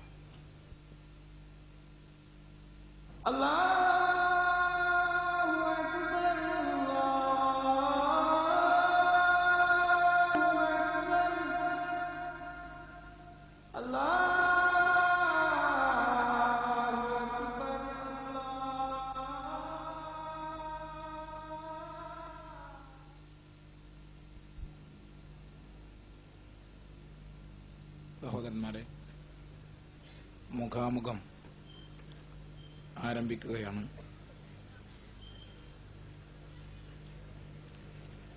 ചോദ്യമുന്നയിക്കുന്ന ആളുകൾ ശ്രദ്ധിച്ചിരിക്കേണ്ട ചില കാര്യങ്ങൾ ഓർമ്മപ്പെടുത്തുന്നു. പ്രധാനമായും ഇവിടെ നടക്കുന്നത് മുഖാമുഖം പരിപാടിയായതുകൊണ്ട് എഴുത്ത് മുഖേന ഉന്നയിക്കപ്പെടുന്ന ചോദ്യങ്ങൾക്ക് മറുപടി പറയപ്പെടുന്നതല്ല. സ്റ്റേജിലേക്ക് ഒരു കാരണവശാലും എഴുത്തിലൂടെ ചോദ്യങ്ങൾ നൽകാൻ പാടില്ല. നേരിട്ട് ചോദ്യം ഉന്നയിക്കുകയാണ് വേണ്ടത്. ഏതെങ്കിലും കാരണത്താൽ അതിന് കഴിയാത്തവരുണ്ടെങ്കിൽ അവര് എഴുതി ചോദ്യം വായിക്കുകയോ അല്ലെങ്കിൽ അടുത്തുള്ള ആളെ കൊണ്ട് അവരുടെ സംശയം ചോദിപ്പിക്കുകയോ ചെയ്യേണ്ടതാണ്. രണ്ടാമതായി, ധാരാളം മുതഅല്ലിമീങ്ങൾ ഈ സദസ്സിലുണ്ട്. മുഖാമുഖം പ്രധാനമായും സാധാരണക്കാരായ സഹോദരങ്ങളെ ഉദ്ദേശിച്ച് നടത്തപ്പെടുന്നതായതുകൊണ്ട് മുതഅല്ലിമീങ്ങൾക്ക് ചോദ്യങ്ങൾ ഉന്നയിക്കാനുള്ള അവസരം മുഖാമുഖത്തിൽ ഇല്ല. നിങ്ങളുടെ സംശയങ്ങൾ നിങ്ങളുടെ ഉസ്താദുമാരുമായി ബന്ധപ്പെട്ട് തീർക്കണമെന്ന് സാന്ദർഭികമായി അറിയിക്കുന്നു. മുജാഹിദ്, ജമാഅത്തെ ഇസ്ലാമി തുടങ്ങിയ ബിദഈ കക്ഷികളിൽ പെട്ട എല്ലാ വിഭാഗം ആളുകൾക്കും ചോദ്യങ്ങൾ ഉന്നയിക്കാവുന്നതാണ്. മറ്റൊരു പ്രധാനപ്പെട്ട കാര്യം, സുന്നത്ത് ജമാഅത്തിന്റെയും ഇതര കക്ഷികളുടെയും ഇടയിൽ തർക്കത്തിലിരിക്കുന്ന വിഷയങ്ങളെ സംബന്ധിച്ചാണ് ചോദ്യങ്ങൾ ഉന്നയിക്കേണ്ടത്. മുജാഹിദുകൾക്കിടയിൽ ഇപ്പോൾ പൊട്ടിപ്പുറപ്പെട്ട ഗ്രൂപ്പിസത്തെ സംബന്ധിച്ചോ അല്ലെങ്കിൽ ജമാഅത്തെ ഇസ്ലാമിയിലുള്ള ഗ്രൂപ്പ് തർക്കങ്ങളെക്കുറിച്ചോ സുന്നത്ത് ജമാഅത്തിന്റെ പണ്ഡിതന്മാർക്കിടയിലുള്ള സംഘടനാപരമായ അഭിപ്രായ വ്യത്യാസങ്ങളെ സംബന്ധിച്ചോ ഉള്ള ചോദ്യങ്ങൾ ചോദിക്കാവതല്ല. അത്തരം ചോദ്യങ്ങൾക്ക് മറുപടി പറയപ്പെടുന്നതും അല്ല. ഇത്രയും കാര്യങ്ങൾ പ്രധാനമായും ശ്രദ്ധിച്ച് ചോദ്യമുന്നയിക്കാൻ ആഗ്രഹിക്കുന്ന സഹോദരങ്ങൾക്ക് പ്രവർത്തകന്മാര് മൈക്ക് എത്തിച്ചു തരും. ചോദ്യം ഉന്നയിക്കുക. മറുപടി പൂർണ്ണമായും അവസാനിച്ചതിന് ശേഷം വീണ്ടും രണ്ടാമത് ചോദ്യം ഉന്നയിക്കാവുന്നതാണ്. ഒരു ചോദ്യം, അതിന് വേണമെങ്കിൽ ഒരു ഉപചോദ്യം എന്ന ഒരു നിബന്ധനയൊന്നും ഈ മുഖാമുഖത്തിൽ ഇല്ല. ആർക്കും ഇഷ്ടം പോലെ ചോദ്യങ്ങൾ ഉന്നയിക്കാം. സംശയങ്ങൾ തീരുന്നത് വരെ ചോദ്യങ്ങൾ ഉന്നയിക്കാവുന്നതാണ്. പക്ഷേ ആയിരക്കണക്കായ ഈ ജനാവലി എല്ലാവരും ചോദിക്കാൻ വേണ്ടി വന്നവരാണ് എന്ന ഓർമ്മ ചോദിക്കുന്നവർക്കുണ്ടായിരിക്കണം. പരസ്പരം സഹകരിച്ചും സ്വയം നിയന്ത്രിച്ചും എല്ലാവർക്കും സൗകര്യം ചെയ്തു കൊടുത്ത് പരിപാടി ഭംഗിയാക്കാൻ വേണ്ടി ശ്രമിക്കണമെന്ന് ഓർമ്മപ്പെടുത്തുന്നു. മറ്റൊന്ന്, ഇത് തികച്ചും സൗഹാർദ്ദപരമായ ഒരു പരിപാടിയാണ്. ചോദ്യം ഉന്നയിക്കുന്ന ആളുകൾ പ്രത്യേകിച്ച് ശ്രദ്ധിക്കുക. ചോദ്യം ഏത് രൂപത്തിലാണോ ആ രൂപത്തിലായിരിക്കും മറുപടിയും. പഠിക്കണം, മനസ്സിലാക്കണം എന്ന നല്ല മനസ്സോടെ ചോദിക്കുന്നവർക്ക് ആ രൂപത്തിലും, സ്റ്റേജിലിരിക്കുന്ന ആളുകളെ തോൽപ്പിച്ചു കളയാം എന്ന വിചാരത്തോടെ ഉന്നയിക്കപ്പെടുന്ന ചോദ്യങ്ങൾക്ക് ആ രൂപത്തിലുമാണ് മറുപടി പറയപ്പെടുക. ഈ കാര്യം ചോദ്യകർത്താക്കൾ പ്രത്യേകം ശ്രദ്ധിക്കണമെന്ന് ഓർമ്മപ്പെടുത്തുന്നു. സദസ്സിലുള്ള ആളുകൾ ചോദ്യമുന്നയിക്കുമ്പോൾ ഉന്നയിക്കുന്ന ചോദ്യകർത്താവ് മുജാഹിദാണോ, ജമാഅത്താണോ, സുന്നിയാണോ എന്നും സ്റ്റേജിലിരിക്കുന്ന ആളുകൾക്ക് പെട്ടെന്ന് മനസ്സിലായിക്കൊള്ളണം എന്നില്ല. അതുകൊണ്ട് ചോദ്യത്തിന്റെ ശൈലിയും അതിന്റെ രൂപവും നോക്കിയാണ് മറുപടിയുടെ ശൈലിയും രൂപവും ഉണ്ടാവുക. ഈ കാര്യം എല്ലാ ചോദ്യകർത്താക്കളും ശ്രദ്ധിക്കണമെന്ന് സാന്ദർഭികമായി ഓർമ്മപ്പെടുത്തി നമ്മുടെ ഈ പരിപാടി നമുക്ക് ഉപകാരപ്പെടുന്ന, നമ്മുടെ തെറ്റിദ്ധാരണകൾ അകറ്റാൻ പര്യാപ്തമായ ഒരു നല്ല പരിപാടിയായി നടത്തുവാൻ അള്ളാഹു നമുക്ക് തൗഫീഖ് നൽകുമാറാകട്ടെ. ആമീൻ എന്ന് ദുആ ചെയ്തുകൊണ്ട് പ്രവർത്തകന്മാർ മൈക്കുമായി ചോദ്യകർത്താക്കളെ കാത്തിരിക്കുന്നു. ഈ ബാരിക്കേഡിന്റെ ഇടയിലുള്ള സ്ഥലത്ത് അങ്ങേ അറ്റം വരെ പരമാവധി മൈക്ക് എത്തിച്ചു തരാൻ കഴിയും. സദസ്സിലൊട്ടാകെ മൈക്ക് കൊണ്ട് നടക്കാൻ കഴിഞ്ഞുകൊള്ളണം എന്നില്ല. അതുകൊണ്ട് ചോദ്യകർത്താക്കൾ പരമാവധി അടുത്തേക്ക് വന്ന് സഹകരിക്കണമെന്ന് അറിയിക്കുന്നു. ചോദ്യമുന്നയിക്കാനുള്ള സമയമാണ്, ഉപയോഗപ്പെടുത്തുക.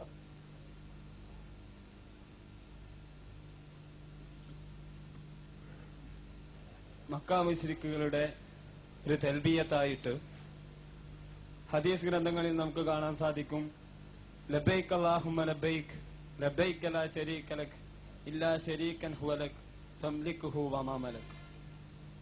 ഈ ഒരു തൽബിയത്തിൽ അല്ലാഹു സുബ്ഹാനഹു വ തആലയുടെ സമദിയത്ത് അംഗീകരിച്ചുകൊണ്ട് തന്നെയാണ് മക്ക മുശ്രിക്കുകൾ അല്ലാഹു അല്ലാത്ത ആളുകളോട് വിളിച്ച് പ്രാർത്ഥിച്ചിരുന്നത് എന്ന് മനസ്സിലാക്കാൻ സാധിക്കുന്നു. ഈ അർത്ഥത്തിൽ ഈ ഒരു തൽബിയത്തിൽ ശിർക്ക് സംഭവിക്കുന്നുണ്ടോ?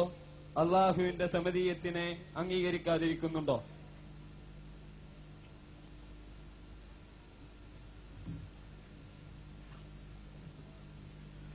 മുശ്രിക്കുകൾ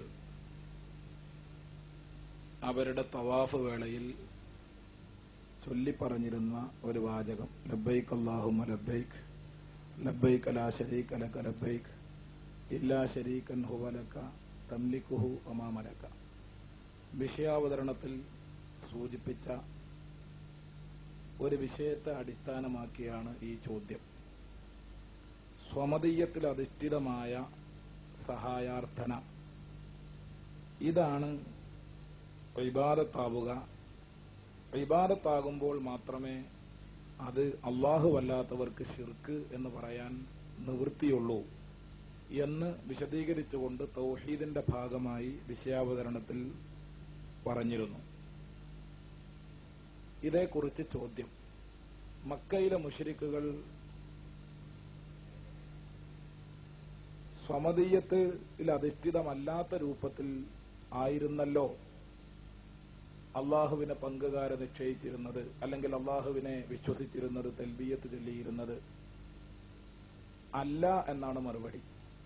കാരണം ആ തൽബിയത്തിൽ തന്നെ ആ ചോദ്യത്തിന്റെ മറുപടിയും ഉണ്ട്. ലബ്ബൈക് അല്ലാഹുമ്മ ലബ്ബൈക് ലബ്ബൈക ലാ ശരീക ലക ലബ്ബൈക്. അള്ളാഹുവേ, നിന്റെ വിളിക്ക് ഞങ്ങൾ ഉത്തരം നൽകുന്നു. ലാ ശരീക ലക, നിനക്ക് പങ്കാളികളില്ല എന്ന നിഷേധത്തിന്റെ ഉടനെ, പങ്കാളികളില്ല എന്ന നിഷേധത്തിന്റെ ഉടനെ മക്കയിലെ മുശ്രിക്കുകൾ പറയുന്നത് ഇല്ലാ ശരീക്കൻ, ഒരു പങ്കാളി ഒഴികെ. അപ്പോൾ നിനക്ക് പങ്കാളിയുണ്ട് എന്ന് തന്നെയാണ് ഈ തൽബിയത്തിലൂടെ മക്കയിലെ മുശ്രിക്കുകൾ സ്ഥിരപ്പെടുത്തുന്നത്. ശരീക്ക് എന്ന് പറഞ്ഞാൽ, പങ്കാളി എന്ന് പറഞ്ഞാൽ, അള്ളാഹുവിന്റെ പങ്കാളിയാകുമ്പോൾ അള്ളാഹുവിന്റെ ചില വിശേഷണങ്ങൾ തനതായ അർത്ഥത്തിൽ ഈ പങ്കാളിക്കുണ്ടാകുമ്പോ മാത്രമേ പങ്കാളി അള്ളാഹുവിന്റെ പങ്കാളി എന്ന് ഇതേക്കുറിച്ച് പറയാൻ പറ്റുകയുള്ളൂ. എന്റെ പങ്കാളി എന്ന് ഒരാളെ സംബന്ധിച്ച് പറയണമെങ്കിൽ ഏതെങ്കിലും വിശേഷണങ്ങളിൽ, ഏതെങ്കിലും ഗുണങ്ങളിൽ അദ്ദേഹം ഞാനുമായി പങ്കുചേർന്നിരിക്കണം, കൂറായിരിക്കണം. എന്നതുപോലെ അള്ളാഹുവിന് ഒരു പങ്കാളിയുണ്ട് എന്ന് മക്കയിലെ മുശ്രിക്കുകൾ പറയണമെങ്കിൽ ഈ ശരീക്കിൽ അള്ളാഹുവിനുള്ള ചില പ്രത്യേകതകൾ അവരാരോപിച്ചിരുന്നു എന്ന് തന്നെയാണ് അതിന്റെ അർത്ഥം. ബഹുമാനപ്പെട്ട ഇമാം റാസി റഹ്മത്തുള്ളാഹി അലൈഹി അവിടുത്തെ തഫ്സീറുൽ കബീറിൽ നൽകിയ ഒരു വിശദീകരണത്തിൽ നിന്ന് ഇത് കൂടുതൽ വ്യക്തമാണ്. ഈ തൽബിയത്ത് ചൊല്ലിയിരുന്ന മക്കയിലെ മുശ്രിക്കുകൾ, അവരുൾപ്പെടെയുള്ള മക്കയിലെ മുശ്രിക്കുകൾ, അവരാരാധിച്ചിരുന്ന ഈ ബിംബങ്ങളെ സംബന്ധിച്ച്, പ്രതിമകളെ സംബന്ധിച്ച്, ആരാധ്യ വസ്തുക്കളെ സംബന്ധിച്ച് അവരുടെ വിശ്വാസം ബഹുമാനപ്പെട്ട ഇമാം റാസി വിശദീകരിക്കുന്നു, രേഖപ്പെടുത്തുന്നു. അന്നഹ തദുറു വതൻഫഉ വതശ്ഫഉ ബിഗൈരി ഇദ്നില്ലാ. അല്ലാഹുവിന്റെ അനുവാദം ഇല്ലാതെ, അല്ലാഹുവിന്റെ ഒത്താശയില്ലാതെ സ്വന്തമായി ഉപകാരം ചെയ്യാനും സ്വന്തമായി ഉപദ്രവം ചെയ്യാനും സ്വന്തമായി തന്നെ ശഫാഅത്ത് ചെയ്യുവാനും കെൽപ്പുള്ളവരാണ്, കഴിവുള്ളവരാണ് ഈ ശരീക്കുകൾ അല്ലെങ്കിൽ ഈ ബിംബങ്ങൾ, ഈ ആരാധ്യ വസ്തുക്കൾ എന്നായിരുന്നു മക്കയിലെ മുശ്രിക്കുകൾ പറഞ്ഞിരുന്നത്. അപ്പോൾ സ്വന്തമായി കഴിവുള്ള, സ്വന്തമായി ഉപകാരവും ഉപദ്രവവും ചെയ്യാൻ കെൽപ്പുള്ള ശരീക്ക് നിനക്കുണ്ട് എന്ന് തന്നെയാണ് ഈ തൽബിയത്തിലൂടെ മക്കയിലെ മുശ്രിക്കുകൾ പറഞ്ഞുകൊണ്ടിരിക്കുന്നത്. അല്ലാതെ സ്വമതീയത്തിൽ അധിഷ്ഠിതമല്ലാത്ത ഒരു ശരീക്കാണ് നിനക്കുള്ളത് എന്ന് മക്കയിലെ മുശ്രിക്കുകൾ പറഞ്ഞിട്ടില്ല. അങ്ങനെ പറഞ്ഞു എന്ന് വാദത്തിന് വേണ്ടി സമ്മതിച്ചാൽ ആ വാചകം കേവലം വൈരുദ്ധ്യമായി